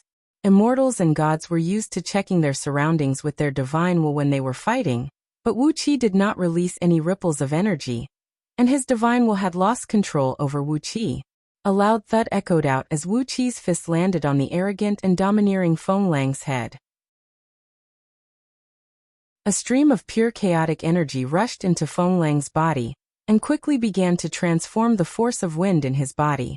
It was as if a jar of ink had been poured into a crystal-clear swimming pool. The ink spread quickly, and before long, the swimming pool had turned into a pitch-black pond. Feng Lang's face was filled with terror. He stared at Wuqi in terror and cried out involuntarily, "What the hell is this?" Wuqi did not answer Feng Lang's question. Instead, he grabbed Feng Lang's neck, pressed both hands down and curled his body. In the blink of an eye, Feng Lang had turned into a fist-sized blurry ball of wind, and was swallowed by Wuqi. Laughing wildly, he threw his head back and burped. The chaotic energy in Wuqi's body circulated crazily as Wuqi quickly exercised the Song of Gale. In his spiritual ocean, the profound enlightenment of the Song of Gale flowed like a tidal wave. Feng Lang's body contained a part of the laws of wind that existed between heaven and earth. When Wuqi forcefully devoured Feng Lang, all his energy was transformed into chaotic energy by Wuqi, and all the laws of wind in his body had become the laws that Wuqi had mastered. A crisp cracking sound rang out, and wisps of green wind emerged on the surface of Wuqi's skin. After that, everything returned to normal. All the chaotic energy in Wuqi's body quickly dispersed to every corner of his body. However, compared to the chaotic energy he possessed at the beginning, Wuqi's strength was now at least twice as strong as before. Fool! You are a newly formed god. Why didn't you hide in your lair to stabilize your divine body? Nor did you refine your own natal divine item. Instead, you came out to wander around.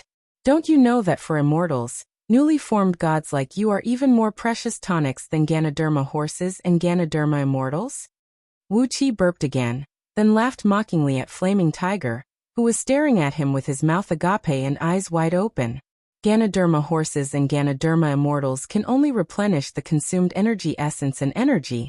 But for gods like you who have just formed your bodies and have yet to stabilize your divine bodies, you can still contribute a part of the laws of heaven and earth that formed your bodies. This can save a heaven immortal at least dozens of periods of time. Flaming Tiger gave a strange cry, then suddenly transformed into a stream of fiery light, and shot towards the cave's exit. Wuxia snorted coldly and cried out, "Heavenly net of darkeen," in a low voice. Then he waved both hands, unleashing countless tiny threads of cold air that looked like silk threads from all 10 of his fingers. The glistening cold air intertwined and intertwined in the air, transforming into a gigantic net that fell from the sky and trapped Flaming Tiger within. The fiery light transformed from Flaming Tiger slammed wildly in all directions, but when he bumped into the darking net, he immediately produced a sharp hissing noise. The bone-piercing cold air kept consuming the flame energy in his body, and before long, it had threatened the stability of his divine body. A shrill cry came out from within the darking net. "Taoist, how dare you kill me? I am a god. I am a god born under the laws of heaven and earth. Killing me is going against the laws of heaven and earth." Wuxia shook his head. The darking net closed inwardly, and a vast amount of cold air surged out from it, compressing Flaming Tiger into a fireball the size of a human head. He laughed mockingly and said, "Killing you is going against the laws of heaven and earth? I seem to recall someone saying this to me a long time ago. Too bad, I've already killed you. What can you do to me? Hee, even if the great Tao of heaven and earth wants to kill me, it will have to find me first." Grabbing the fireball transformed from Flaming Tiger in his hand, Wuxia pondered for a brief moment, then brought the fireball before Audiobook's face. "Grow up quickly. I'm waiting for the day when I can ride you and travel through the void. TSK, I've never ridden a dragon in my entire life." Audiobook gave Wuxia a resentful look, then hastily opened his mouth and swallowed the fireball transformed from Flaming Tiger into his stomach. A strong heat spread out from Audiobook's body. He burped, then hastily coiled himself on Wuxia's shoulder, trying his best to digest and absorb all the power of Flaming Tiger. The two gods, who had yet to fully take their forms, had bumped into Wuxia, a freak who practiced a mysterious cultivation technique that happened to be their nemesis. Before they could even travel across the world, they were swallowed by Wuxia and Audiobook, as if they were tonics. After witnessing the scene of Wuxia swallowing a living man, the surrounding cultivators trembled with fear, and no one dared to say a word. Only the snakehead demon, who was suffocated by the pressure from Gale Wolf and Flaming Tiger, strode up to Wuxia. He stared blankly at Wuxia and cried out, "Lao Tzu is telling you, you've broken Lao Tzu's rule, so you can't come to Blackfish Immortal Market anymore. Leave now, or Lao Tzu will bite a piece of your flesh off even if he has to die." Wuxia stared at the snakehead demon in astonishment, then said smilingly, "Do you know that I can kill you with one finger?" The snakehead demon nodded seriously and said in a low muffled voice, "I know. You are at least heaven immortals. However, it is one thing for me to be unable to defeat you, and another thing for the rule of Blackfish Immortal Market. If you kill me, you can change the rule of this place. If you don't kill me, you can only obey my rule. This is the rule that I, Old Black, have set. Since you've killed someone here, please leave." Wuxia looked at the snakehead demon appreciatively, then glanced at the terrified cultivators around him. Suddenly he laughed. "All right, I'll leave. You're a big snakehead, interesting. After giving the snakehead demon a deep look, Wuxia beckoned at Luohao, the three ladies and the rabbit demon, then spun and left the Blackfish Immortal Market. It seemed that Wuxia had taken a fancy to this snakehead demon.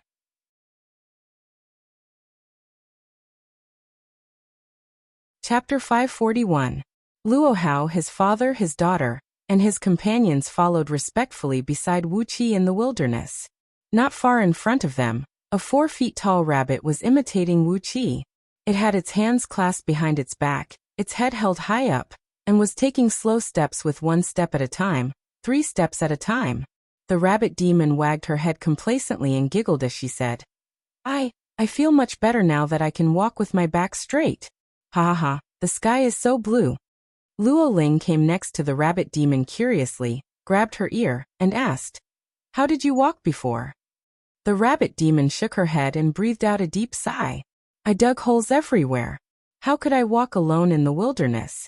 Those DU soldiers are like ferocious fiends.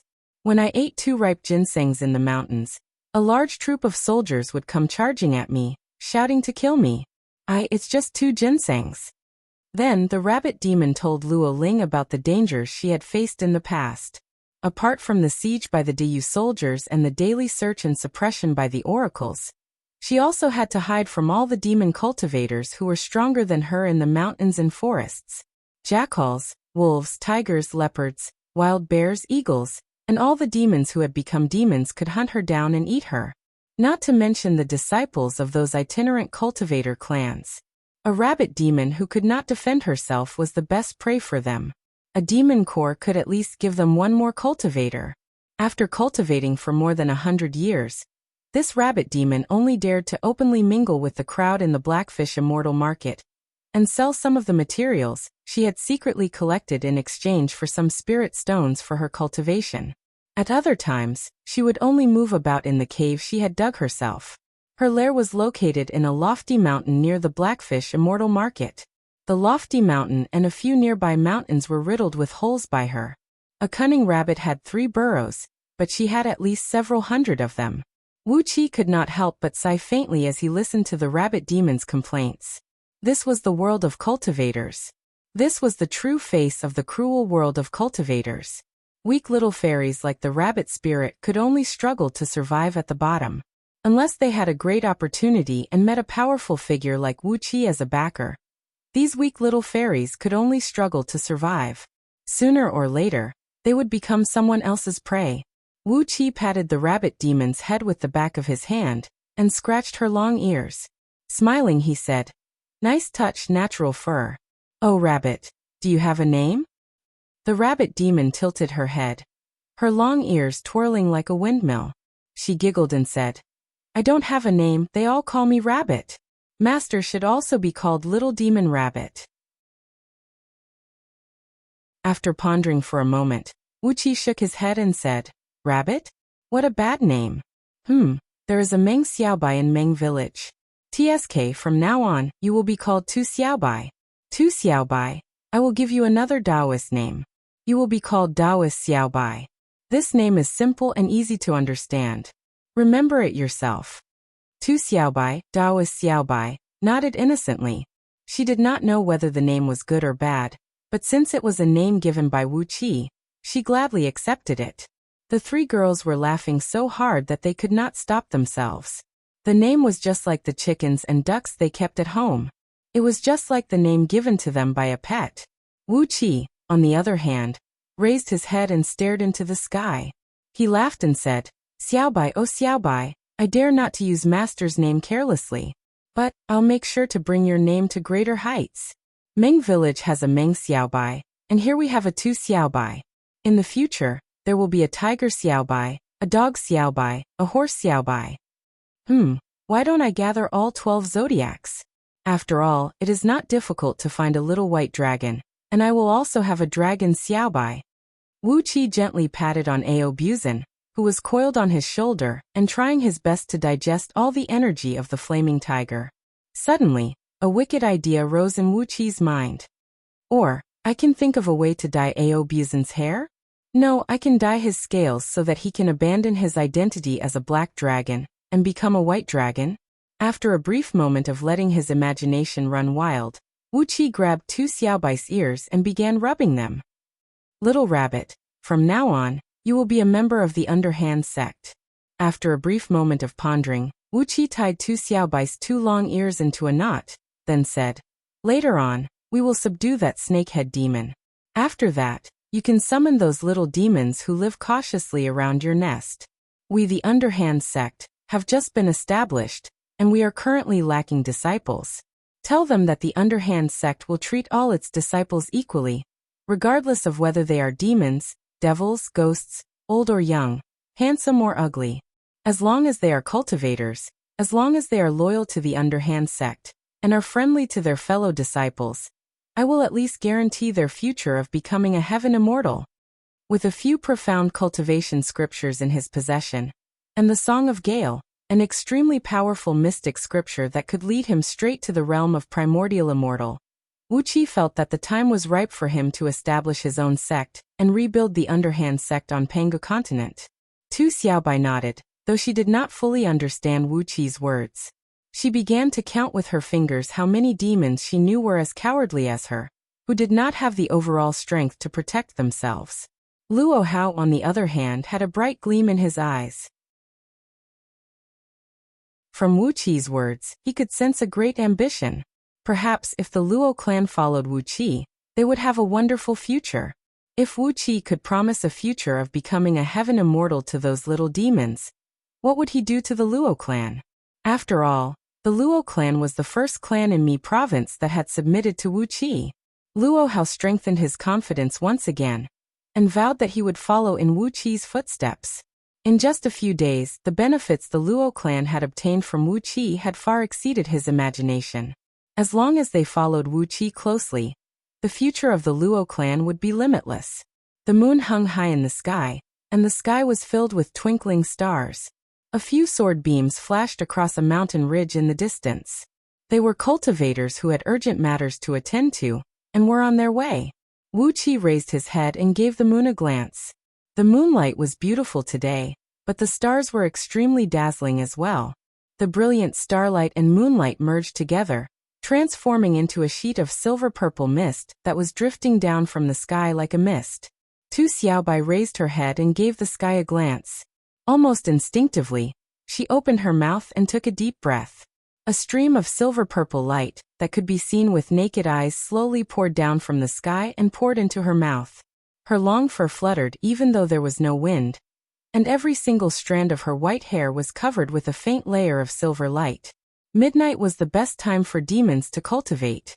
Absorbing a mouthful of the essence of the stars and the moon at midnight was at least as good as 2 hours of meditating during the day. For demons, the essence of the stars and the moon was the source of their cultivation, and it was the starting power of all demons. Patting Tu Xiaobai's big head, Wuxia said in a deep voice, "Luo Hao, the rest of you should cultivate here as well. The essence of the stars and the moon will be beneficial to you as well." Casually, he threw out several dozens of immortal stones, and constructed a grand formation that could condense and compress the essence of the stars and the moon. Then, with a sway of his body, Wuxia sped towards the Blackfish Immortal Market. As Luo Hao and the others were told, they sat cross-legged in the wilderness and began to cultivate. In the blink of an eye, Wuxia had arrived outside the Blackfish Immortal Market. With a blink of his body, he plunged into the water like a ghostly shadow, and before long, he had arrived at another huge mud pit that measured over 300 miles in circumference. A sturdy black fish was lazily lying in the mud. Dozens of fish-headed monsters were carefully standing on the black fish's body, using steel forks to pick up the scales on the black fish's body, smearing the bone-chilling mud on the scales. The snakehead seemed to enjoy the pleasure brought by the cold mud touching his body. His body would shiver from time to time, and the sound of his scales clattering against each other could be heard from his head to his tail. "Snakehead demon, are you enjoying this?" Wuxia laughed. His laughter shocked the snakehead demon, and he sprung up abruptly, sending several dozens of fish-headed monsters flying far away. His body shrunk rapidly, and in just a blink of an eye, he had transformed into a dark-skinned, fat man who stood about 20 feet tall. He gave Wuxia a panicked look and said angrily, "How did a Taoist like you sneak in here? You please don't come in unless you want to. You have trespassed into the residence of an innocent man, and you must be a thief. What are you trying to do?" It was still the same low, muffled roar, but there was a hint of panic and fear in his voice. Wuxia had brutally killed Wind Wolf and Flaming Tiger, and even devoured all of them. The snakehead demon knew very well that he was no match for Wuxia, and there was no way he could be his match. Initially, Wuxia could have just left, but now he had returned. It gave the snakehead demon a bad feeling. Wuxia hovered above the snakehead demon, sizing him up with a smile on his face. After some time, Wuxia suddenly asked, "What is 137 plus 95? The snakehead demon was taken aback. He stared blankly at Wuxia for a long time, then began to count with his fingers. 137 plus 95. The snakehead demon's fingers were about to break, but he still couldn't figure out the answer. Wuxia shook his head. He recalled the way the snakehead demon managed the Blackfish Immortal Market. No matter how much the transaction was, he would take a piece of low-grade spirit stone as a tax for every transaction. It seemed like the rumors were true. This fella's brain was not very good. Sighing softly, Wuxia patted the snakehead demon's head and said, "I will send someone to help you manage the Blackfish Immortal Market, so that your daily income can be increased by more than 10 times. Then, I will teach you profound cultivation manuals. In the future, when you reach the Heaven Immortal Realm, I will help you transcend your heavenly tribulation and smoothly become a Heaven Immortal. At the same time, I will also give you a powerful backer, so that no one in the Mi province will dare to provoke you." The snakehead demon raised his head in astonishment, temporarily giving up on the arithmetic problem that made his head hurt. He frowned and asked, "So many benefits? What do you want me to do?" Wuxia smiled and said, "I intend to establish a sect, and I'm lacking some disciples. If you join me, those benefits will be yours." The snakehead demon was silent for a long time. Then he stared at Wuxia and said in a deep voice, "What if I don't join you?" Wuxia nodded and said, "If you don't join me, then I'll barbecue the blackfish meat. I'm also very interested in the meat of a nascent divinity demon." "You're such a big snakehead demon, so I can try steaming, braising, cooking, or any other way to eat it. As for your nascent divinity, it just so happens that I want to forge a few immortal artifacts with me, so I can scatter your soul and inject it into the immortal artifacts as the artifact spirit." While Wuxia was still wondering if these conditions could move the snakehead demon, the snakehead demon had already dropped heavily to his knees in front of Wuxia. "Greetings, ancestral master. May I ask, what is the answer to the question just now?" Wuxia was silent. He wished he could kick this fella away.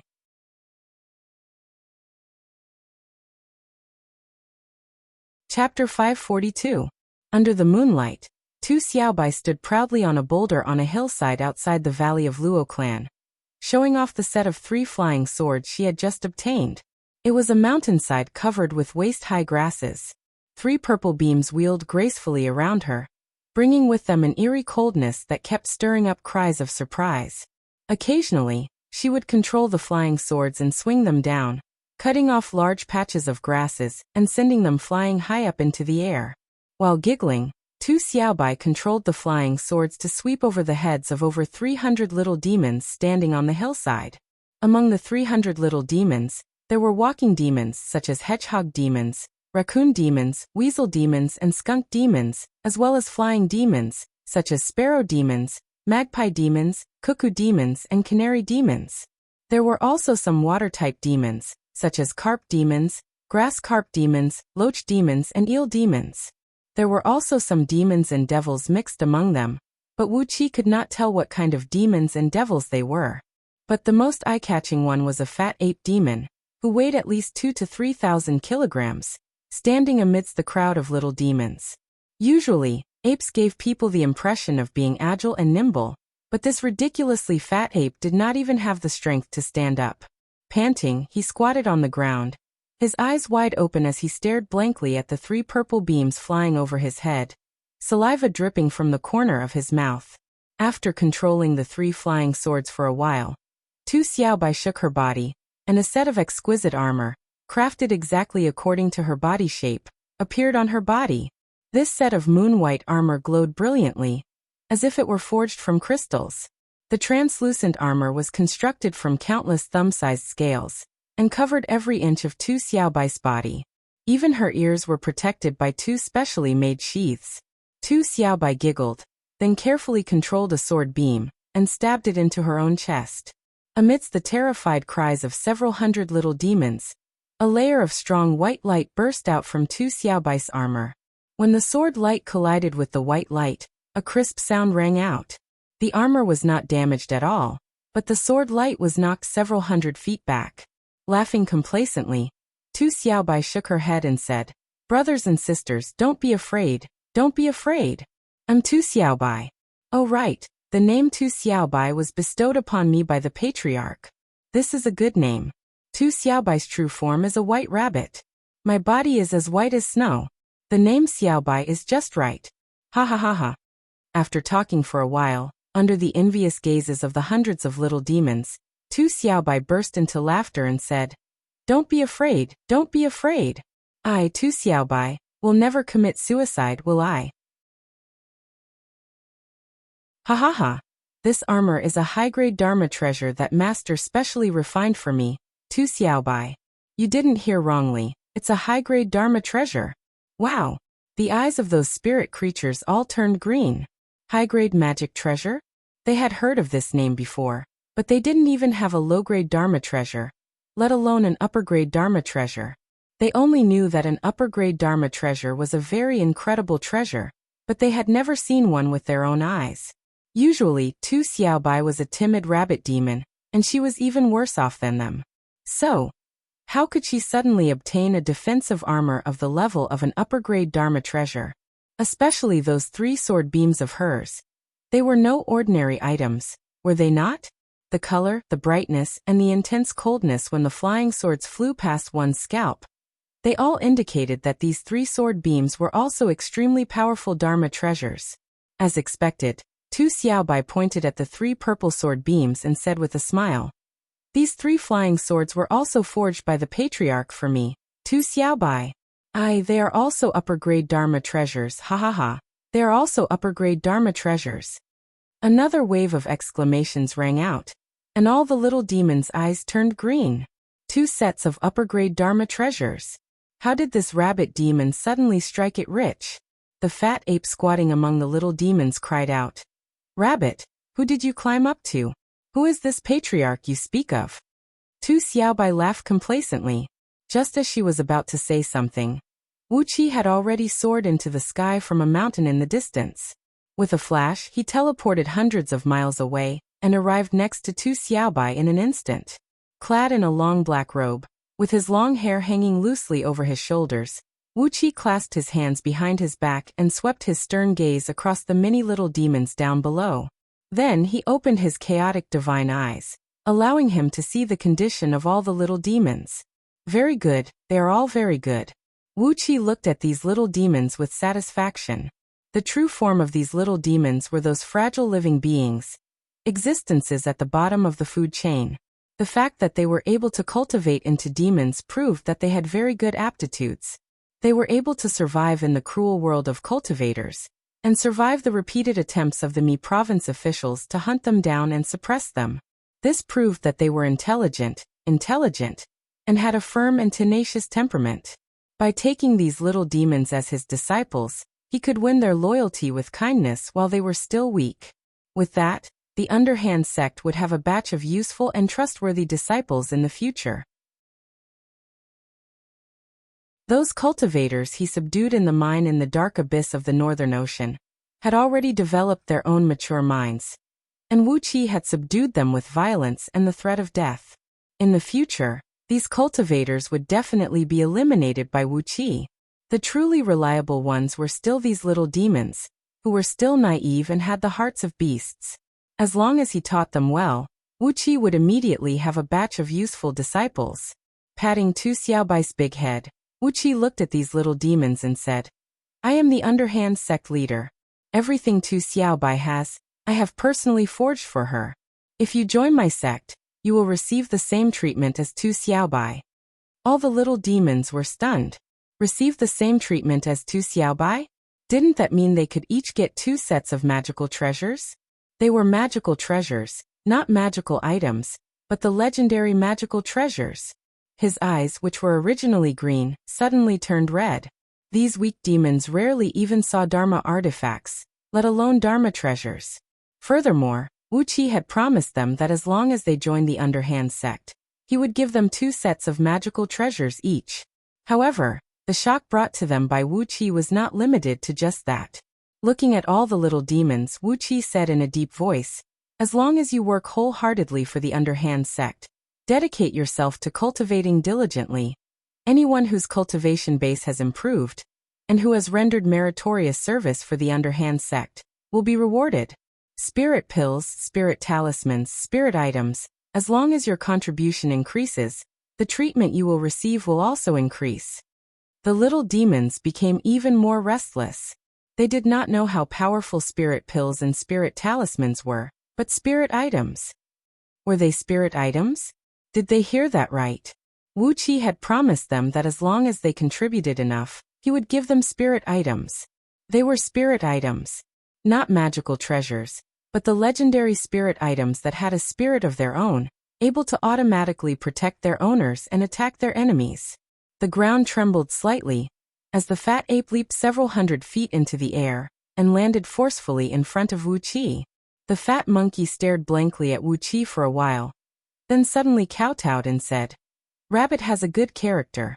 Although he is timid, he never lies. Ancestral Master, this little demon greets Ancestral Master." Wuxia gave the monkey a joyful look, pondered for a brief moment, then pulled out a golden staff and a set of awe-inspiring black armor, threw them over to the monkey and said, "Don't you monkeys like to play with staffs? You can have this stick. And this armor, refine it carefully. Your foundation is not bad." Under the observation of Wuqi's chaotic divine eyes, he found out that there was an enormous ball of energy rolling inside this monkey's body. It was as if he had accidentally eaten some rare natural herb, but was unable to completely digest its medicinal strength. As a result, the medicinal strength lingered in his body, turning him into such a wretched appearance. Once Wuxia taught him a profound cultivation technique. When his cultivation base improved, he would naturally be able to digest the medicinal strength. At that point, the progress of this monkey would certainly be the fastest among all the little demons. Once Lu Xiaobai's wicked sense of humor emerged again, Wuxia said in a deep voice, "I already have a disciple, whose Taoist name is Beiji. Monkey, why don't you?" When the name Wukong was at the tip of his tongue, Wuxia suddenly thought of a frightening consequence. Hastily, he swallowed the name back into his stomach. If he had Beiji and Wukong as his disciples, and if he had a little white dragon and a catfish demon, wouldn't he become Tripitaka?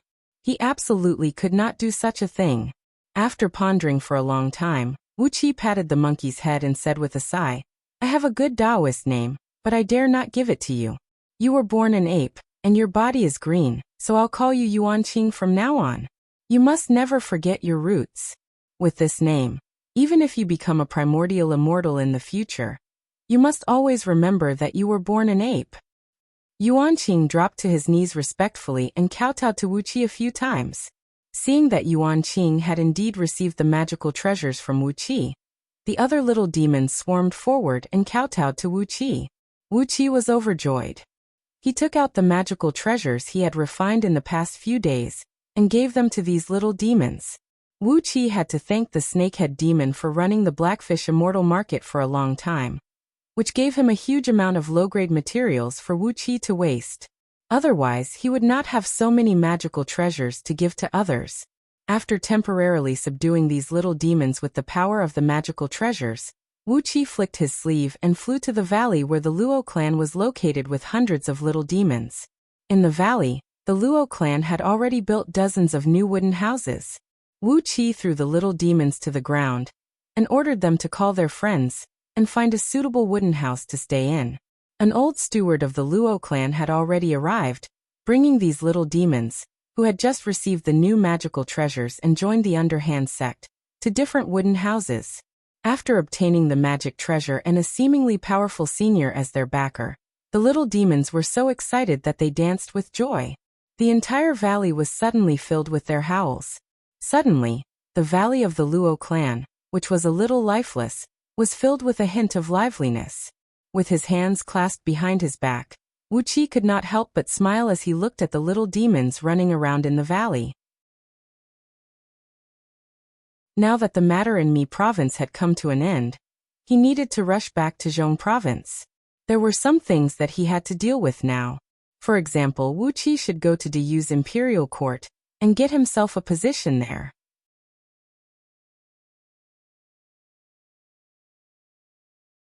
Chapter 543. Luo City, the capital city of Mi province, had a history of less than 500 years, which made it a very young city on Pangu continent. The city was about 30 miles in circumference, with a population of more than 500,000 people. The military prince in the city had 3,000 regular soldiers of Diyu dynasty, 1,000 soldiers from Punishment Court, and an unknown number of oracles from Directorate of Celestials. Wuxia glanced around curiously as he walked along the spacious and tidy streets of Luo City. This was the first time he had officially entered a provincial city of Diyu dynasty.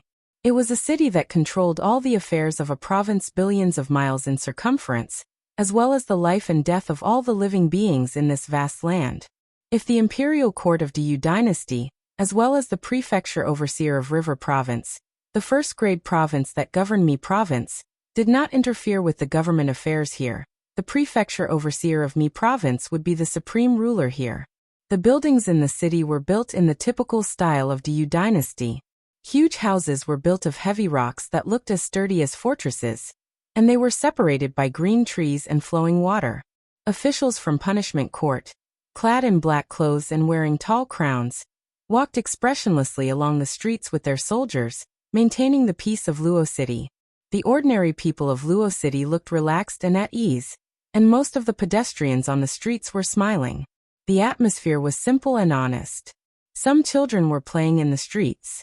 Some were ordinary children, but some had already practiced the basic cultivation techniques of the human race. But no matter how great the gap between their overall strength was, they were just playing like children, and nothing had happened. There were no beggars or refugees on the streets. It suddenly occurred to Wuxia that he had not seen any beggars or refugees since he arrived on Pangu continent.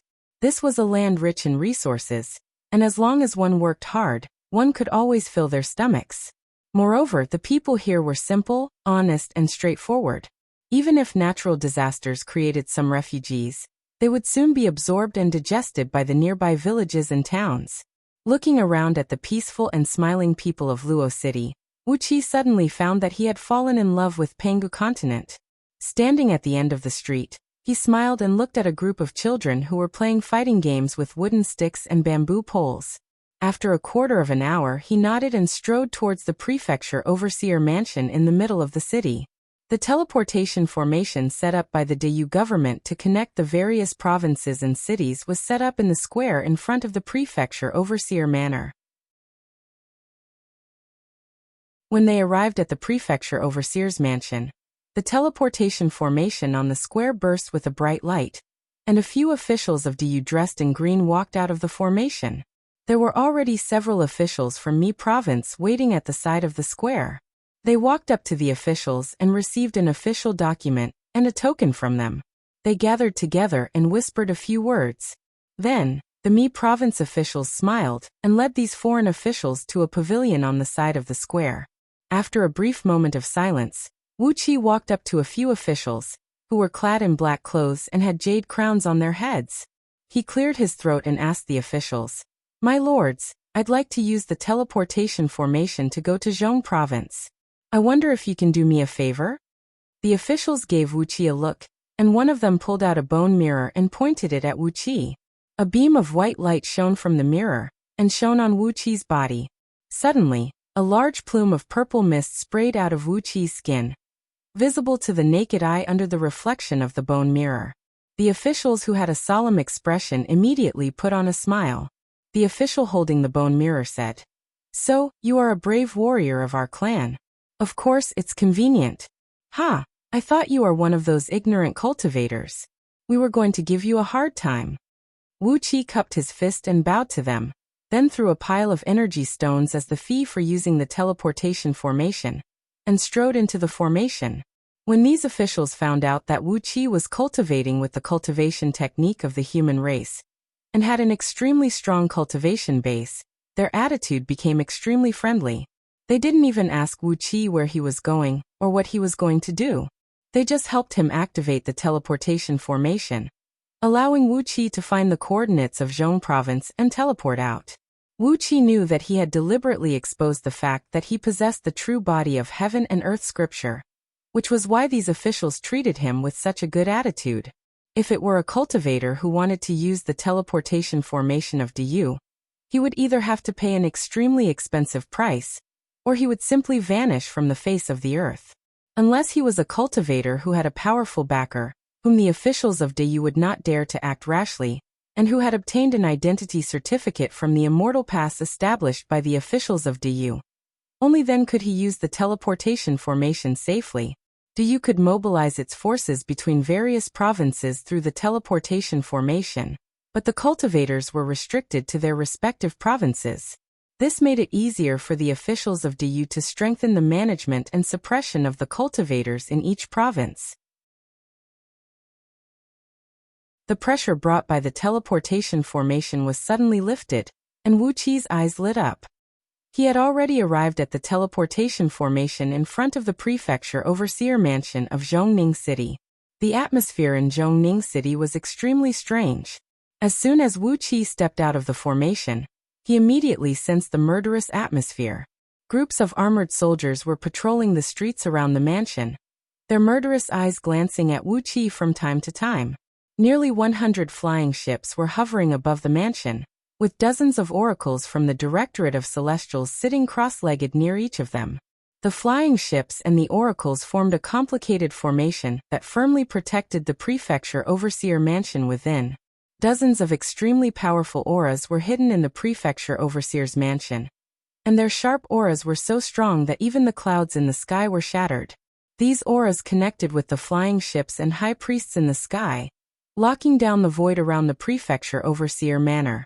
As soon as Wuqi stepped out of the teleportation formation, a few swords suddenly came stabbing at him, the tips of the swords pointing at the vital parts of his body. A few fierce-looking armored soldiers surrounded Wuqi. One of them, a captain clad in golden armor with the soul of a black python hovering behind his back, glared at Wuqi and snapped, "Who are you? Where are you from? What are you doing in Zhong province? Tell me now." As the captain gave the order, the few swords suddenly thrust forward, their tips almost piercing into Wuqi's skin. A thought flashed across Wuqi's mind, and his face turned pale abruptly. I'm an itinerant cultivator," he said with a trembling voice. "I came to Zhong province to seek refuge with a few fellow Taoists whom I made good friends with in the past. My cave abode was breached by a few evil cultivators, and I came here to flee for my life." The golden-armored general scolded. "Are you a cultivator? You don't look like one. I think you are a warrior of the human race." The few swords thrust forward again, and their tips were about to pierce into Wuqi's flesh. Wuqi cried out hastily. With a twist of his body, a plume of white smoke rushed out from between his brows, and a nascent soul that looked like Wuqi flew out of the white smoke, shrouded in layers of watery clouds and emanating a pure, and orthodox aura of Taoism. "I'm a cultivator, not a warrior of the human race," cried Wuqi. "I'm a cultivator, not a warrior of the human race." The captain gave Wuqi's nascent soul a cold look, then nodded slowly. "You are a cultivator. Not a warrior of our race, not a cultivator of the Fiend League, but a cultivator. A mere nascent soul cultivator, hee." A cold gleam flashed in the captain's eyes, and he was about to give the order to kill Wuqi.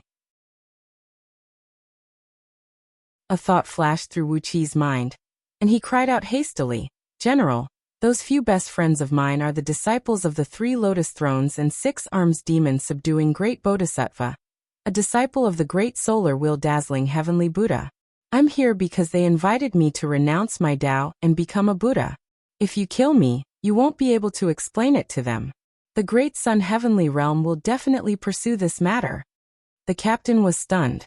He glared at Wuqi, then waved his hand angrily and said, "Get lost."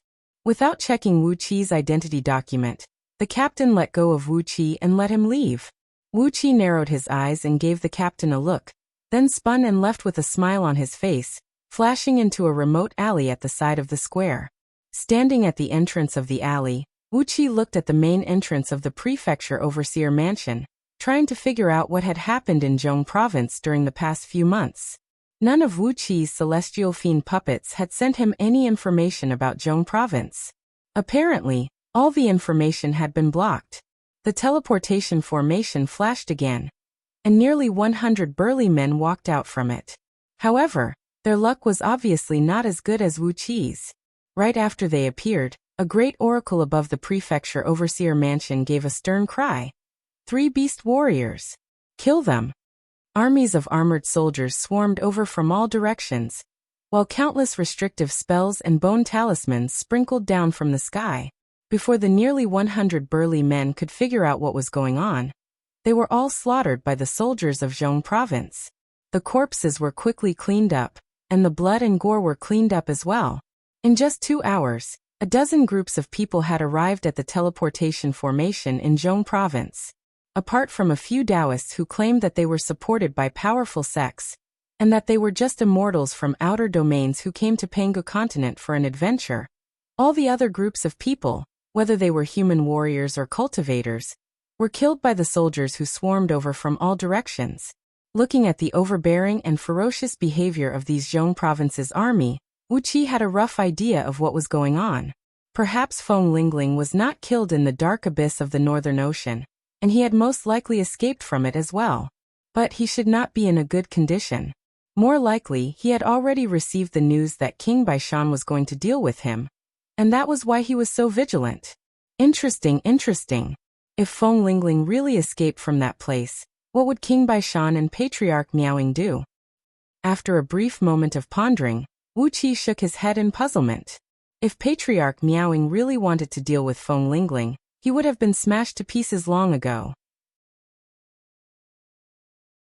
What exactly had happened that made Feng Lingling only increase his vigilance here, and did not do anything else? Could it be that something had happened to Diyu in the imperial court?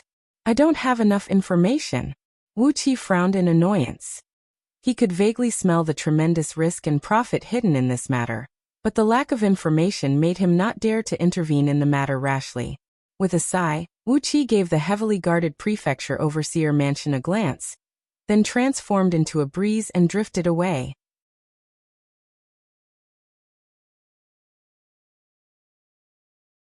Chapter 544. When the city wall of Anhe City appeared off in the distance, Wuqi could not help but take a deep breath. Suddenly, 6 fiend figures rushed out of the city, transforming into 6 black-clothed Taoists before Wuqi, who cupped their fists and bowed to Wuqi at the same time. A massive amount of information kept rushing into Wuqi's spiritual ocean, giving him a comprehensive understanding of the current situation in Anhe City. While chuckling, the 6 celestial fiend puppets fused into Wuqi's body at the same time. Wisps of chaotic energy carefully flowed from Wuqi's body into the 6 celestial fiend puppets, gradually transforming their bodies. Wuqi was looking forward to transforming all 18 celestial fiend puppets into a chaotic body similar to Ao Buzan's. He wondered how powerful they would be. The situation in Anhe City was just as Su Qin and Wuqi had predicted. As Zhu Linggong had cooperated well with the army of Zhong province, and wiped out all the immortal cultivators who occupied Enlu County, including Greenwood Mountain and Euphoria Heavenly Palace, he was now the county governor and the city lord of Anhe City. A few months ago, he had received an official document to recruit 3,000 soldiers, and appointed a few trusted subordinates to reorganize Enlu County's military court. He was currently training the new army. The few military officers in Enlu County's military court were the family generals of Zhu Linggong's clan for many years. They were loyal and devoted to him, and their personal abilities were very strong. However, apart from a team of 300 county governors' personal guards, the rest of the 2,700 soldiers were all under the control of the scouting office brought by Yan Bugui. These elites of scouting office had also joined the military court. They formed the main body of middle and lower level officials in Enlu County's military court, and quickly built up their prestige among the common soldiers. As for Yan Bugui, as promised by Feng Lingling, he became the punishment officer of the newly reorganized punishment court in Enlu County. The punishment court had formed an army of 1,000 soldiers, and also recruited many servants and officials from the punishment court, who were responsible for the daily security of various cities in Enlu County. The technique of the army of punishment was the true body of heaven and earth scripture. What the punishment court's bailiffs cultivated was the ordinary inner force cultivation technique. Su Qin had also tampered with the internal strength regulating breathing technique. These techniques could only allow the bailiffs to cultivate to the Xiantian realm at most, but as long as there was a need, they could immediately condense the Jin Dan and become a true cultivator with a slight modification of the incantation and some external stimulation. This was a hidden chess piece. Once the need arose, Enlu County had several thousand big and small cities, and tens of thousands of villages and towns. The number of officials and bailiffs in charge of the security of these cities and towns was a huge number. Once all of them were transformed into Jin Dan cultivators, the number would be too terrifying. The military court and punishment court had fallen into the hands of Su Qin and Yan Bugui. Apart from that, there were also administrative departments such as the agricultural hall, which were in charge of agricultural production, all of which were managed by Zhu Linggong.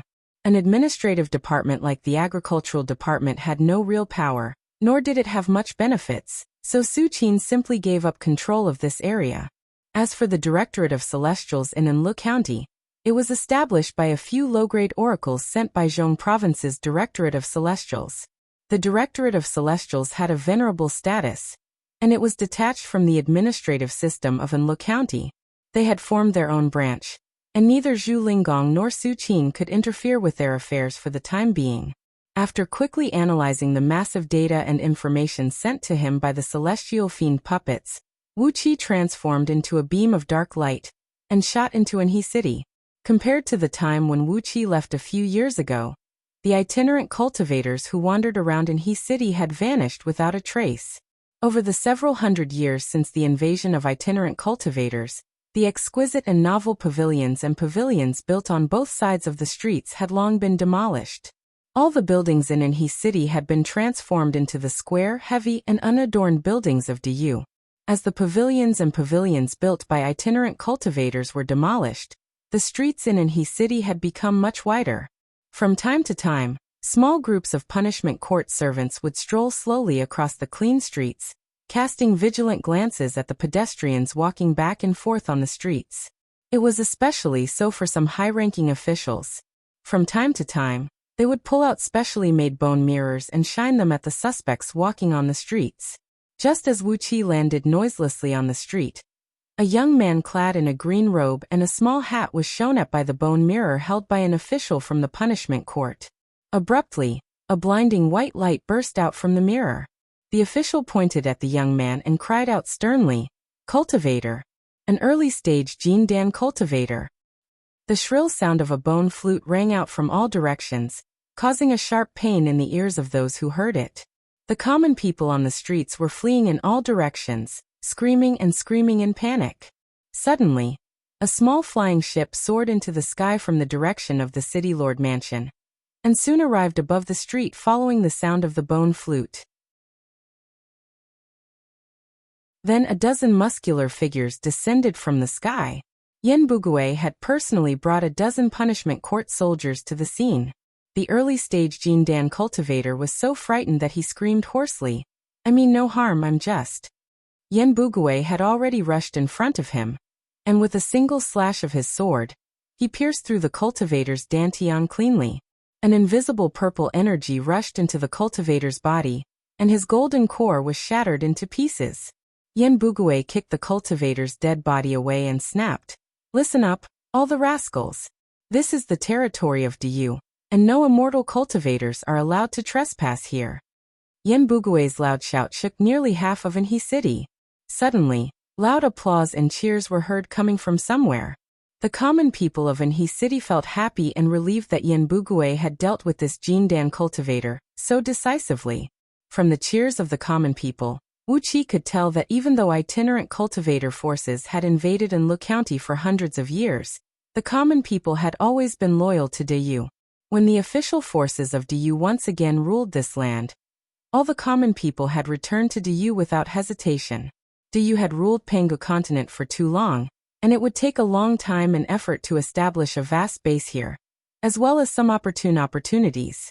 But judging from the current situation in Anhui City, it was a good thing that all the official forces had fallen into the hands of Wu Qi and Su Qin.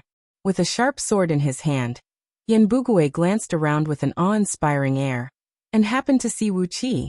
Smiling and nodding at him, Wu Qi strode out, cupped his fist and said, "Your Excellency, I'm a man of the wilderness, and I make a living by hunting wild beasts.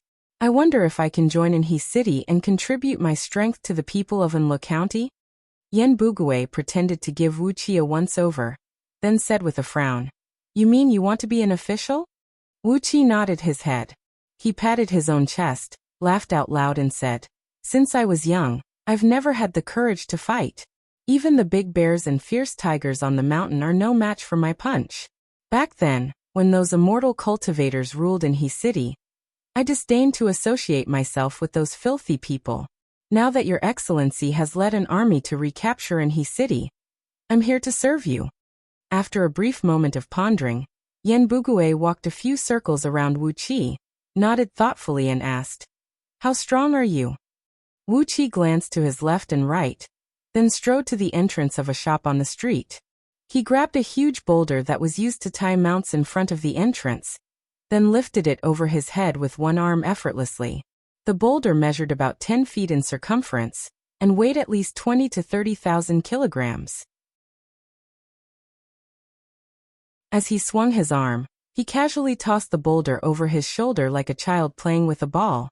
Yan Bugui cried out in surprise, then clapped his hands and said with a smile, "You are indeed a brave warrior.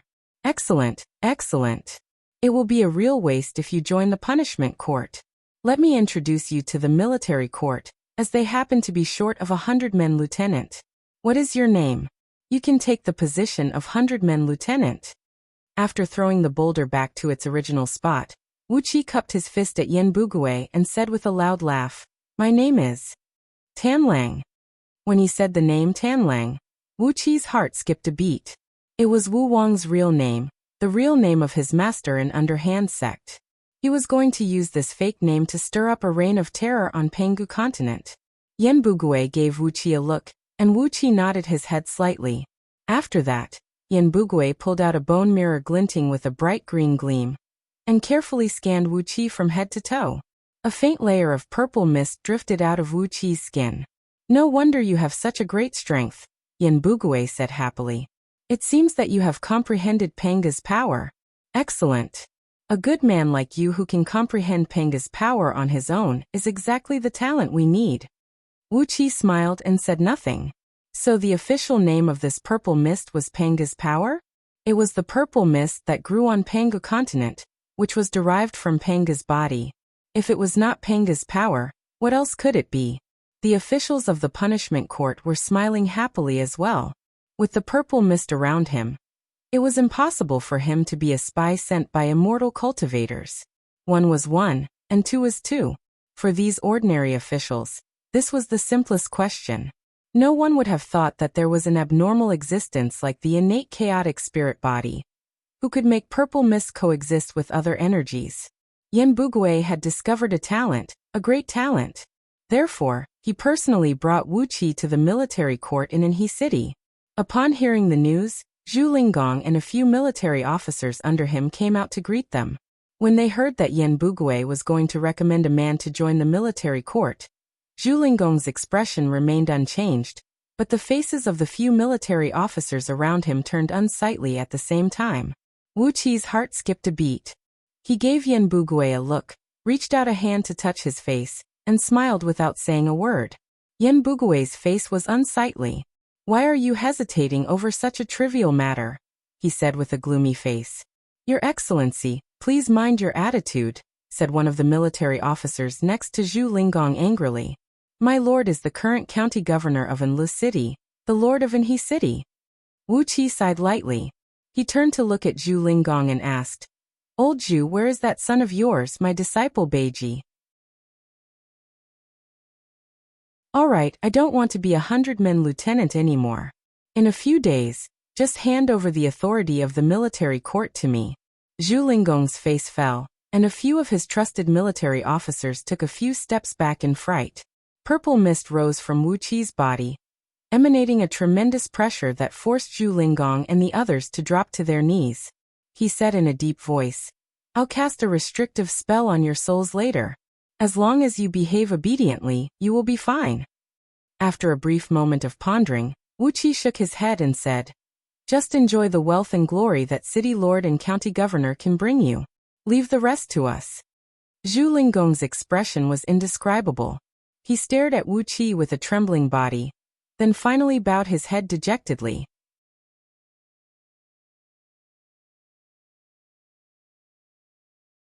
Chapter 545. It had been 3 months since Wu Qi joined the military court in Anhui City. During these 3 months, he ate and slept together with the new recruits in Anhui City, went through the harshest training together, and became one with them without a hitch. Because of the formidable overall strength he displayed, as well as his almost demonic charisma, he had become the well-deserved chief of the military court in Anhui City. With just one order, Wu Qi's will would be thoroughly carried out by these simple and honest soldiers. Even the elites of scouting office planted by Yan Bugui in the military court could not defy Wu Qi's orders. Therefore, after 3 months, Yan Bugui simply withdrew all the elites of scouting office back to the punishment court and focused on managing his own territory, not bothering to stir up trouble in Wu Qi's territory anymore. Zhu Lingong and his closest confidants had their souls controlled by Wu Qi in the most direct way, and Wu Qi had planted countless spies around them to keep an eye on them. The so-called county governor of Anhui City and the city lord of Anhui City had completely become his puppets. Wu Qi's method was more violent, but it was more direct and effective. Only when he planted a vicious restrictive spell in the souls of Zhu Lingong and all the people around him did he truly control the entire Anhui County. On this day, after Wu Qi had finished his morning class and had a round of wrestling and crawling on the drill ground with 3,000 new recruits, he took a bath and changed into a new set of clothes. After that, he asked the 6 celestial fiend puppets to transform into the appearance of ordinary soldiers, and followed him to the newly rebuilt Directorate of Celestials in Anhui City. Just yesterday, the Lord Oracle of Anhui County's Directorate of Celestials had sent an invitation to Wu Qi, inviting him to pay a visit to the Directorate of Celestials today. In the system of Diyu Dynasty, the Directorate of Celestials in a county city was the lowest level among all the Directorate of Celestials in Anhui City. However, the Directorate of Celestials still occupied a large area of land in Anhui City, and the scale of their buildings was only slightly smaller than the City Lord Mansion. 4 tall stone pillars were erected before the entrance, and a huge hall built with black rocks. A large brazier was placed on top of each pillar, from which a green flame soared several tens of feet into the sky, casting a faint green light that covered nearly half of Anhui City. The gate of the main hall was 60 feet tall and 20 feet wide. Beside the huge stone gate, a dozen low-grade oracles, clad in black linen robes and white wooden crowns, were standing on both sides of the gate. This was the first time for Wu Qi to look at a priest of Diyu at such a close distance.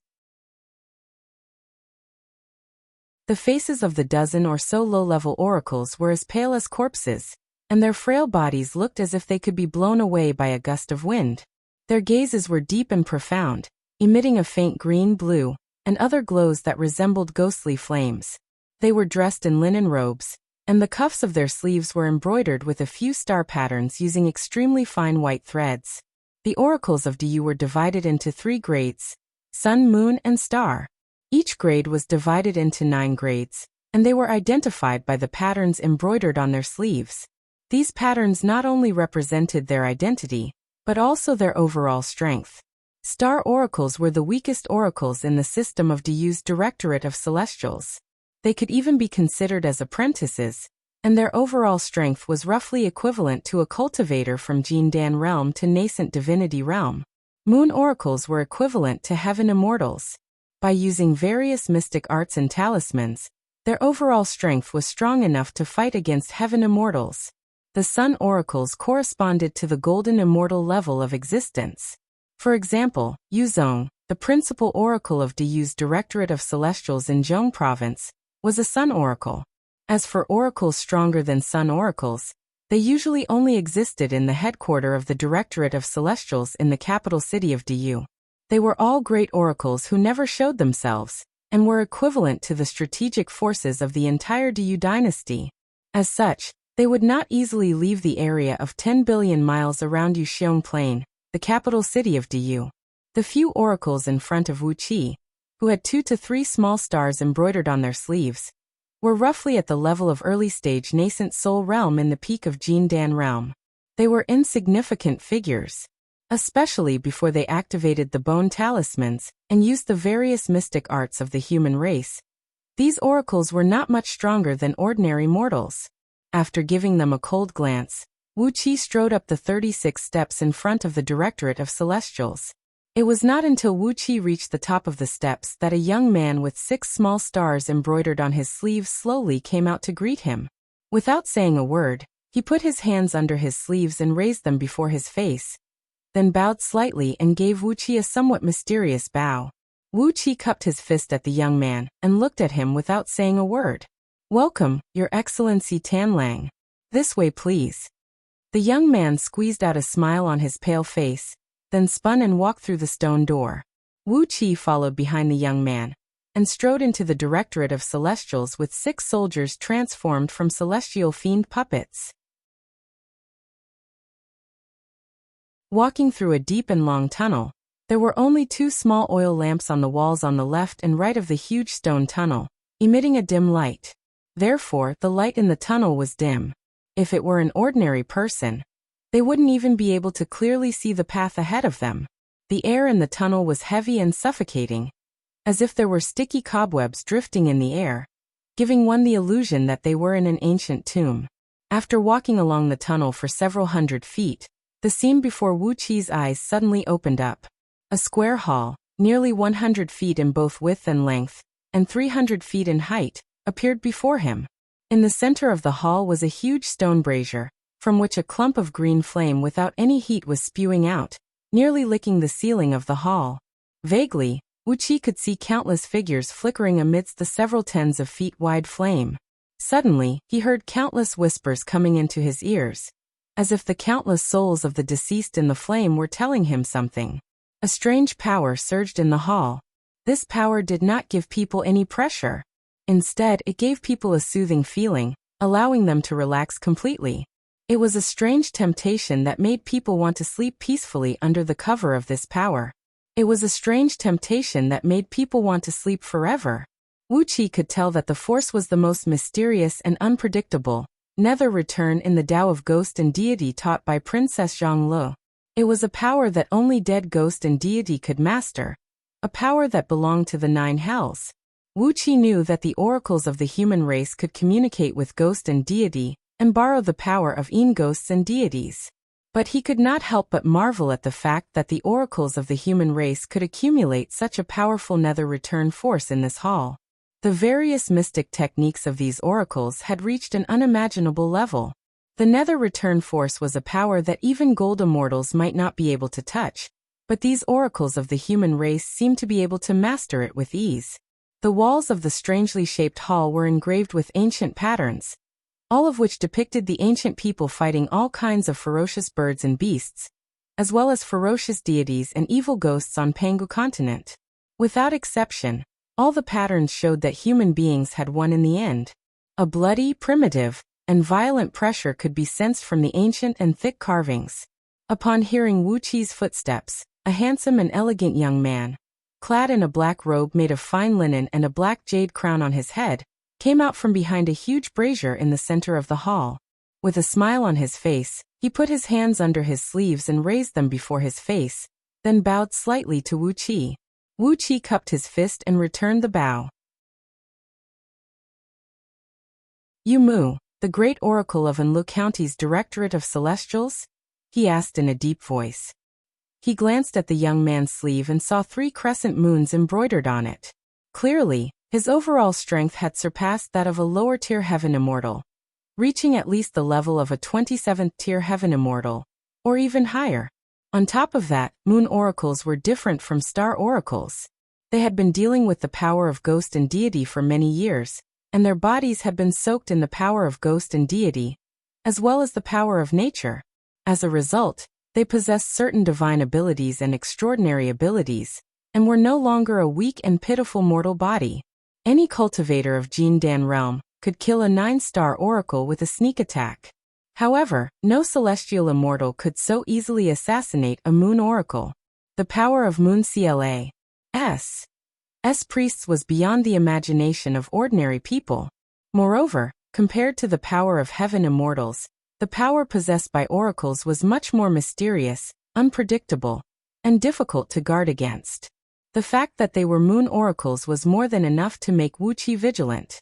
Standing in front of the brazier, he smiled faintly and said softly, "I am Yu Mu, the master of Enlu County's Directorate of Celestials." A pale green ghost flame flickered in his eyes as he said in a deep voice, "Ever since Enlu County returned to the rule of Du, and I was ordered to take charge of Enlu County's Directorate of Celestials, I have been observing everything here. Now I've chosen General Tanlang. I'm just a little 100-man lieutenant, not a general yet," said Wuxia in a deep voice. Yu Mu shook his head with a smile and said, "If General Tanlang is willing, you will be a general very soon. The latent power of Yu clan in Zhong province is beyond your imagination. With just a word from me, I can make you the general of Anhe City's military court." After a moment of silence, Wuxia looked at Yu Mu and said, "Wild beasts in the mountains will never make friends with fresh flesh and blood. Yu Mu, what are you trying to do?" Yu Mu smiled satisfyingly, then nodded and said, "You have an excellent aptitude. I heard that you have sensed the power of Pangu without cultivating any cultivation technique. I need an ally like you. Perhaps it won't be long before you possess the strength to stand on equal footing with me. This is not something rare on Pangu continent." He took 2 steps forward and said in a deep voice, "It is always easier for 2 wild beasts to capture prey than 1. Become my ally, and control everything in Anhe City. I'll support you to become the general of Anhe City, and I'll support you in your promotion step by step in the future. As long as you support me with all the strength you have, and let me constantly gain benefits, that will be more than enough." After a moment of silence, Wuxia frowned and asked, "Why did you come to me instead of the criminal officer who Bugue?" Yu Mu remained silent for a while, then said hesitantly, "I sense danger from him. But I don't sense that from you." Wuqi's heart gave a slight jerk. Did this Yu Mu actually possess such a powerful divine sense? He could actually sense the presence of danger from Yan Bugue? If not for the fact that Wuxia had formed his innate chaotic spirit body, which allowed him to transcend the shackles of certain rules and principles, would this fellow be able to sense the anomaly in him as well? As I thought, I really can't underestimate these oracles of Du. After a long silence, Wuxia nodded and said, "All right, since you've given me benefits, I'll give you benefits as well. It's settled then." Everything Wuxia said and did was exactly the identity he had fabricated for Tanlang. He was a hunter in the mountains, and that was how it should be. Yu Mu nodded satisfactorily, then chuckled and said, "Since you're willing to form an alliance with me, I'll naturally take care of you when the calamity comes. Your Excellency Tanlang, you may go now." When the calamity comes? What did Yu Mu mean? Wuxia stood still, frowning at Yu Mu as he cried out rudely, "Since we are allies, make it clear. What calamity? Don't be so wishy-washy here like a sissy." Yu Mu was taken aback, then suddenly burst into laughter again.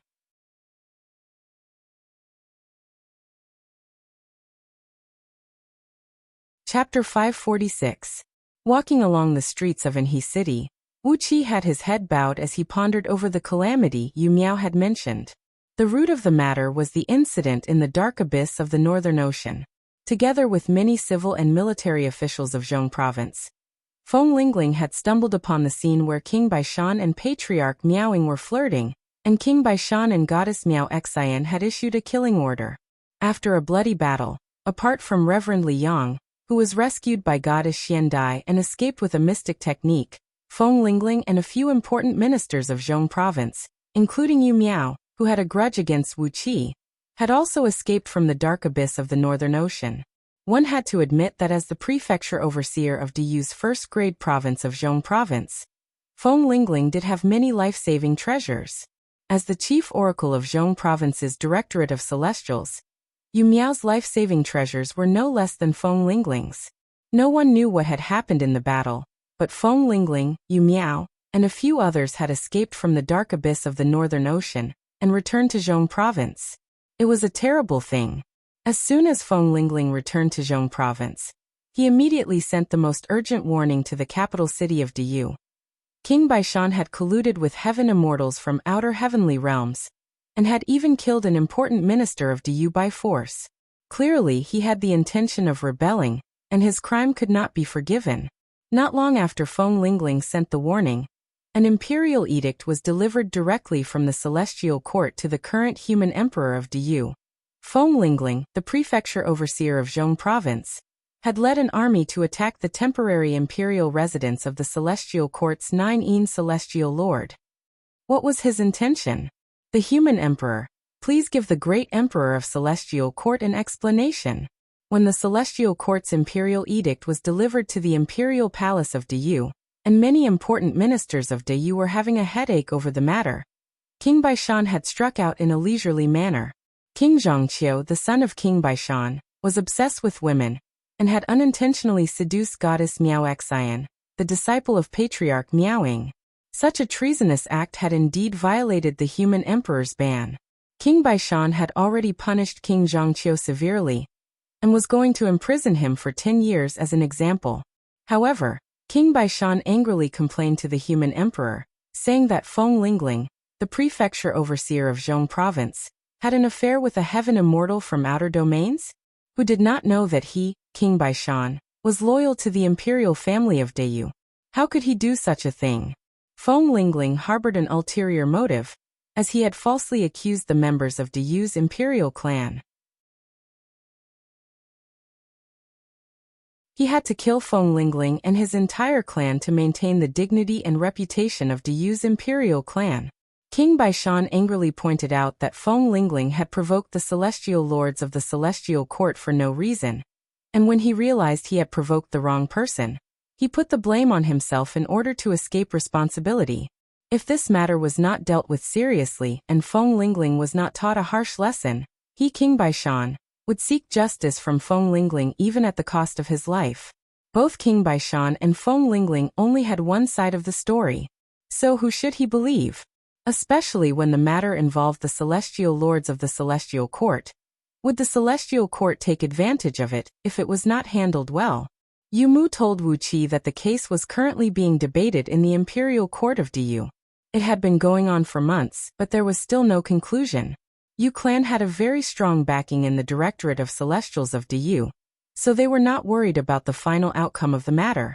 Whether Feng Lingling continued to rule Zhong Province, or some other lucky fellow obtained the power, Yu clan's status would not be shaken, and the people of Yu clan would not be punished.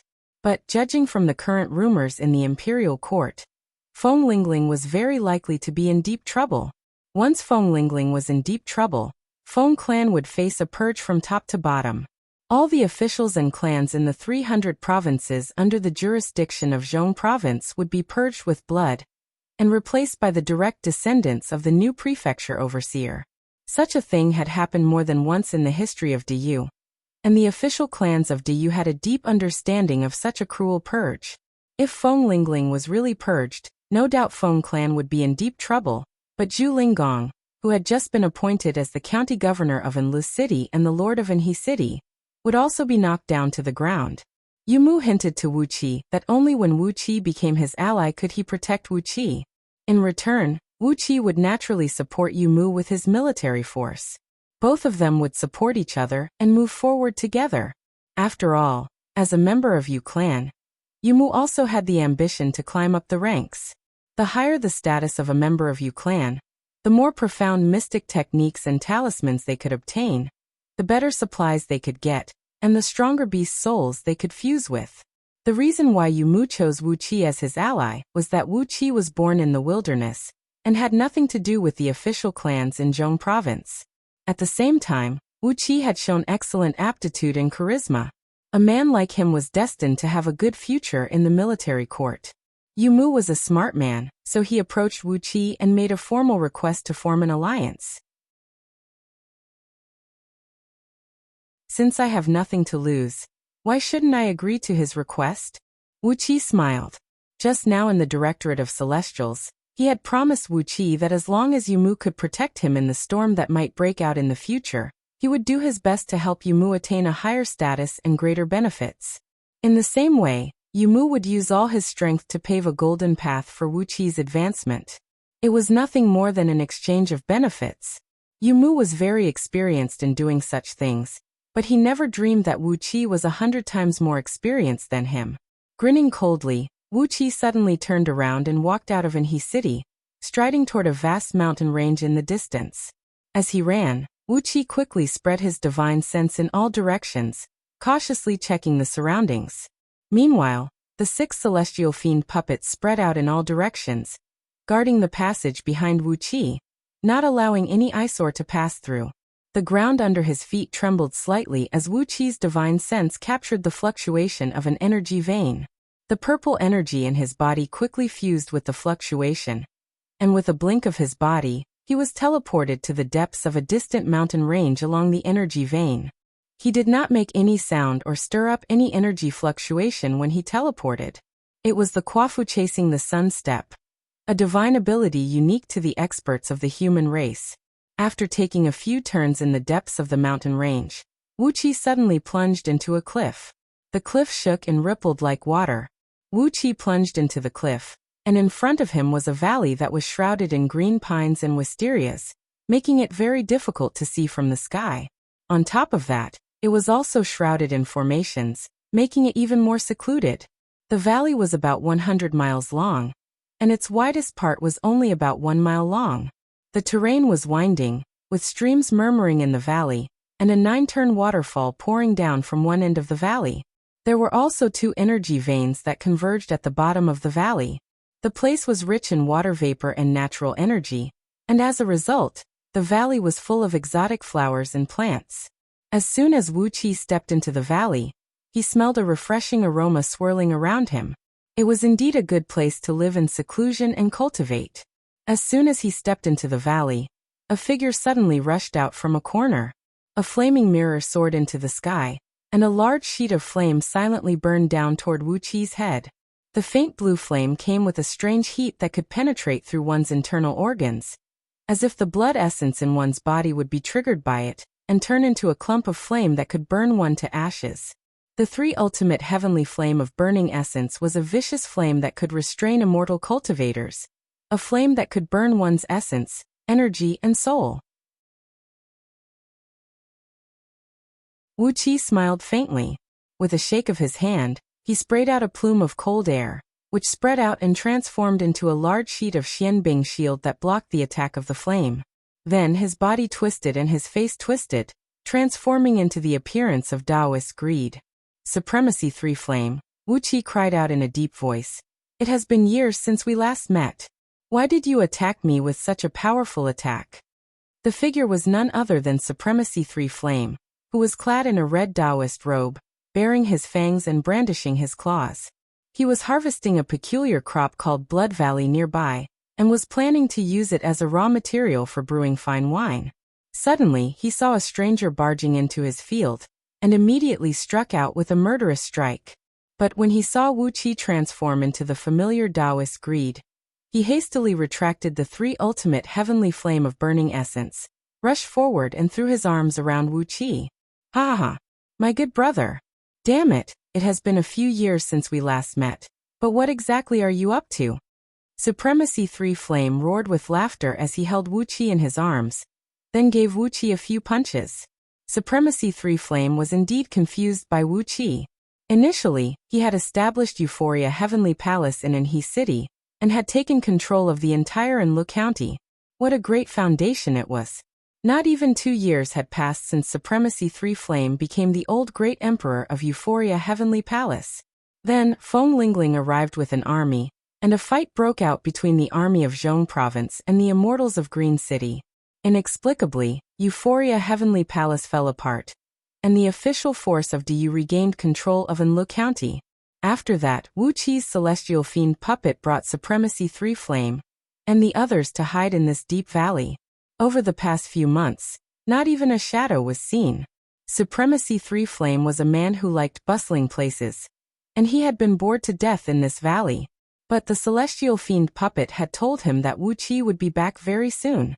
That was why Supremacy 3 Flame had been suppressing his temper and staying here for so long. Looking at Supremacy 3 Flame's happy face, Wuqi could not help but feel excited. Supremacy 3 Flame is a good friend. Gladly holding Supremacy 3 Flame's hand, Wuqi told Supremacy 3 Flame about what happened in Miaowing Palace and what he had been doing over the past 2 years. He especially told Supremacy 3 Flame that the purpose of his visit this time was to develop his own power in Enlu County. Because Wuqi already had a very reliable ally in Enlu County, he did not have to worry about any obstruction from the official force of Dayu. Wuqi was planning to build an enormous power within Enlu County as the foundation. Supremacy 3 Flame danced with joy as he listened to Wuqi's story. Just as he was about to ask Wuqi about his specific plan, Eugene hurried out from the deep valley with Beiji. Upon seeing Wuqi, Eugene could not help but fall to his knees excitedly and say, "Senior, you're finally back." Beiji, on the other hand, dropped to his knees obediently and kowtowed respectfully to Wuqi. "Your disciple offers greetings, master. It has been a few years since we last met, and your cultivation base has become stronger." Wuqi gave Beiji a faint kick. "How do you know that my cultivation base has become stronger? Are you trying to flatter me?" While greeting Eugene and Beiji, Shuemei, who had grown into a girl, rushed out riding on a sword beam. When she saw Wuqi, she could not help but let out a loud cry of joy and rushed happily before Wuqi. After that, a group of young boys and girls rushed out of the valley. They were selected by Euphoria Heavenly Palace to be offered to Qingqing sect for the opening ceremony. These were the children with excellent aptitudes carefully selected from Enlu County, and they were also brought here by the celestial fiend puppets. Seeing that more and more people were coming, Wuqi could not help but stamp his feet. "Fine, let's settle this matter today." Looking at the crowd, Wuqi said in a deep voice, "Ladies and gentlemen, I intend to establish the underhand sect here today. There is no time like the present, so let's settle this matter today."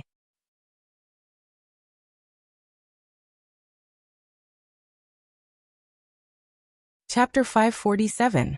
Under the dim light, the grassland was filled with people. Putting aside these unnamed disciples, trustworthy disciples like Beiji and Shuemei, who had a great affinity with Wuqi, could receive the supreme scripture Wuqi taught them, the Song of Gale. It was a divine ability that could lead them straight to the realm of primordial immortal. Whether they could succeed in cultivating it would depend on their own perception and affinity. Loyalty and obedience are the only requirements I have for all of you. Be loyal and obey me, and I'll give you a group of pitiful ants, the chance to become stronger, the chance to live eternally, the chance to stand above all living beings, and the chance to be worshipped by all living beings. If you don't kill, others will kill you. If you don't rob, others will rob you. In this cruel world, only violence and power, together with endless plots and schemes, only the fiercest and most venomous snake could survive in this dark forest. Wuqi gave Supremacy 3 Flame a look, whose face was covered with tears. He cleared his throat and said coolly, "Ninth tier primordial immortal. Any higher, and we'll have to figure it out ourselves. The name of our sect is the Underhand Sect." Then Wuqi cried out, "The first elder of our sect, Supremacy 3 Flame." Wuqi looked at the youthful faces and uneasy gazes of the youths, but his heart was as clear as water. He felt no pressure, no guilt, no uneasiness, and no moral guilt. Their companions, and possibly even their brothers and sisters, had been turned into ashes by Wuqi's scheme. But Wuqi was no longer the Wuqi of the past. After leaving the mountainous area, Wuqi took a step forward and soared into the sky, heading straight for Zhongning City. With a wave of his right hand, a large piece of jade shot out. Countless heaven-splitting sword beams shot out from Wuqi's fingertip, instantly carving the white jade into a huge jade steel. The steel was 30 feet tall, with a cloud vault at the top, and 9 dragons hovering in the clouds at the bottom. A wisp of golden light shot out from his fingertip, and the words Underhand Sect, appeared on the front of the jade tablet. Behind the jade monolith, at the top of the jade monolith, appeared 3 lines of small characters. Founder Taoist Greed Tanlang, second-generation patriarch Li Xiaobai, and second-generation patriarch Wuxia. Wuxia nodded. A wisp of golden light shot out of his fingertip and left behind a row of words on the back of the jade stele. Supremacy 3 Flame, the second-generation elder of Dharma. After that, Wuxia did not ask for anyone's opinion anymore. He quickly left 2 lines of words on the back of the jade tablet. Third-generation sect leader's eldest disciple Zhu Beiji, and second-generation general affairs elder Eugene. Supremacy 3 Flame gave Wuxia a deep look. Suddenly he burst out laughing and said, "This is a marvelous technique. Also, the sect rules that you set up are very much to my liking. As long as I am loyal and obedient, I can even commit all sorts of evil deeds." Staring at Supremacy 3 Flame, Wuxia said with a smile, "Underhand sect is not a righteous sect to begin with. As long as you have the strength, you can choose to be a Buddha, an immortal, or a fiend. Anything you choose will be a pity." Smiling, Wuxia gave Supremacy 3 Flame a look and shook his head. Then he turned to Xuemei, who was growing more and more beautiful, and said, "Well, since that is the case, Xuemei, you will be my second disciple." A wisp of golden light shot out from his fingertip and left behind another row of words on the back of the jade tablet. Xuemei, the second-generation sect leader. Nodding slowly, Wuxia pointed at the boys and girls and said in a deep voice, "You ants live under the heavenly Tao. Although you are born according to the heavenly Tao and enjoy the great fortune of the heaven and earth, you are ignorant and have no idea what the will of the heaven and earth is. You are powerless, unable to break free from the shackles of the heavenly Tao. You will be born, grow old, fall sick and die. You will be reincarnated for all eternity. You will suffer endless suffering, but you have no way to struggle. If you have the strength, you can plunder everything you want." With a thud, 600 boys and girls dropped to their knees one after another. They prostrated themselves on the ground and dared not to raise their heads to look at Wuxia again. Supremacy 3 Flame rose to his feet, patting Xuemei, who was standing right next to him. "Sect leader," he said with a loud laugh, "Xuemei will only suffer hardships if she follows me. Why don't you just take her as your disciple as well?" Supremacy 3 Flame's eyes were filled with hope. He had seen all the miraculous abilities of Wuxia, and he had a vague feeling that if Xuemei could follow Wuxia, her future would be limitless. When they reached the Jindan realm, Wuxia would be able to let his disciples cultivate according to their hobbies. Those who were willing to walk the path of Fiend Tao would cultivate the Inferno Hell Fiend scripture, or the Celestial Fiend Battle the Heaven scripture which he obtained from the Celestial Fiend puppets. As for the others, they would cultivate the various mystic arts found in the Dark Een Water scripture, together with the Tao of Ghost and Deity, the Tao of Primordial Runes, the Tao of Fiend Formation of Meowing Palace, and the various pill incantation, formation, and talisman techniques Wuxia mastered. The various divine abilities and mystic arts of Underhand sect were more than enough to make all the great sects in the world of Immortal jealous. On the contrary, if Xuemei were to follow him, he would not even have the chance to find some female cultivators to bond with. That would be a burden to him. Not only was it not a righteous sect, it was also a sect in the martial world that required the government to send undercover agents. It was basically a criminal gang. Wuxia had already deeply understood the true face of the world of immortal cultivators. Therefore, he would never build a righteous sect. What he needed was a powerful sect, and that was all. As long as the sect was loyal to him and obeyed him, he would not care if the sect committed all sorts of crimes. Eugene and Beiji dropped to their knees and kowtowed to the jade tablet just like Supremacy 3 Flame did. With a stern gaze, Wuxia glanced at the boys and girls who knelt on the ground and dared not to raise their heads. With a nod he said, "Tell me your names one by one. All of you are now the in-name disciples of Underhand sect. I will teach you the Tao scripture of unity of inaction as the foundation of our sect. If you can cultivate to the Jindan realm with this cultivation technique, there will be other supreme mystic arts for you to cultivate." Since he had built the Underhand sect, There was still a hidden danger that he had to solve as soon as possible. Suddenly, Supremacy 3 Flame felt that befriending Wuxia was the best decision he had ever made in his life. The Song of Gale was a marvelous cultivation technique that was completely different from all the other cultivation techniques Supremacy 3 Flame had ever created. He roughly guessed that it was a mystic art that could lead one straight to the realm of Gold Immortal. Immediately, Wuxia copied all the rules of the Underhand sect on Earth, forcibly applying the rules of a sect in the martial world to a sect of immortal cultivators. After that, Wuxia taught the foundation technique of the Tao scripture of unity of inaction to the 600 boys and girls. After that, he brought Supremacy 3 Flame and the others into the depths of the valley, teaching each of them a part of the Song of Gale. Eugene, Shuemei, and Beiji could not find any benefits from the Song of Gale, but when Supremacy 3 Flame heard that Wuxia was teaching him a mystic art of cultivation, his eyes went wide instantly. He grabbed Wuqia's arm, tears streaming down his cheeks as he said, "Is this a mystic art that can help one cultivate to the realm of Gold Immortal? Brother, you are indeed a good brother. If I want you to live, you will live. If I want you to die, you will die. If I want you to cry, you will cry. If I want you to laugh, you will laugh. If I want you to kill your dearest brother, your dearest lover, draw your weapon and chop off his head. I Wuxia. I don't care what the human race should do.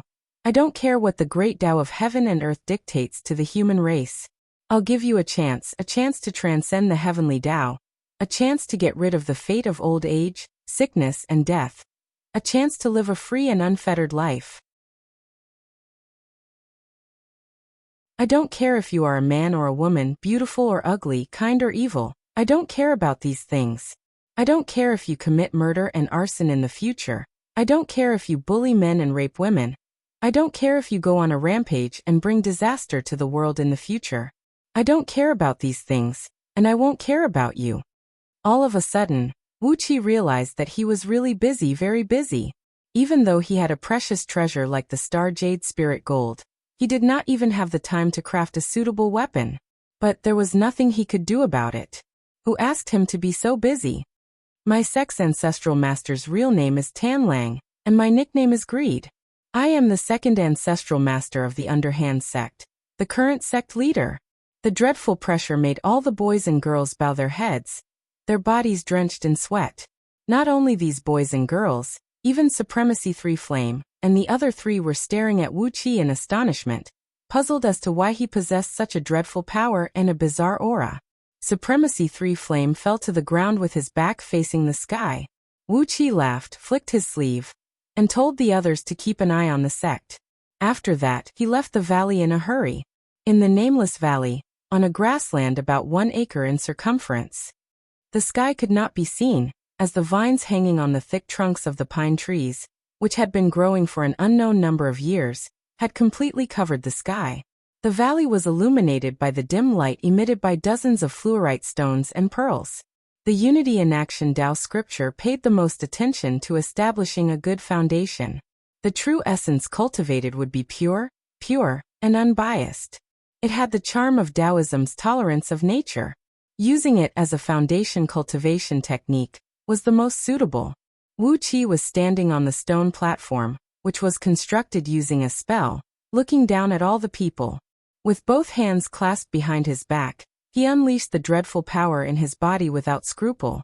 True Body of Heaven and Earth Scripture, Dragon Transformation Script, Song of Gale, Dark Een Water Scripture, Inferno Hell Fiend Scripture, Unity Tao Scripture, even the Magnetic Force Grand Magic, Primordial Runes, Tao of Ghost and Deity, and many other divine abilities and mystic techniques. All sorts of auras, either vigorous, mysterious, pure and indifferent, or domineering and mighty, were spreading out from his body without any disguise. Thousands of boys and girls had turned into ashes in Greenwood Mountain because of Wuxia and Su Qin's plan. I'll give you the strength, the chance to change your destiny, and all I want is your loyalty. Unreservedly, completely 100%, without the slightest bit of discount, completely and utterly loyal. Apart from loyalty, there's also obedience. It's also unreserved, complete 100% complete obedience. Staring deeply at Supremacy 3 Flame, Wuxia asked in a deep voice, Fellow Taoist brother, can you lend me a hand? After getting Wu Qi's answer, Supremacy 3 Flame burst into laughter, then solemnly kowtowed to the jade steel.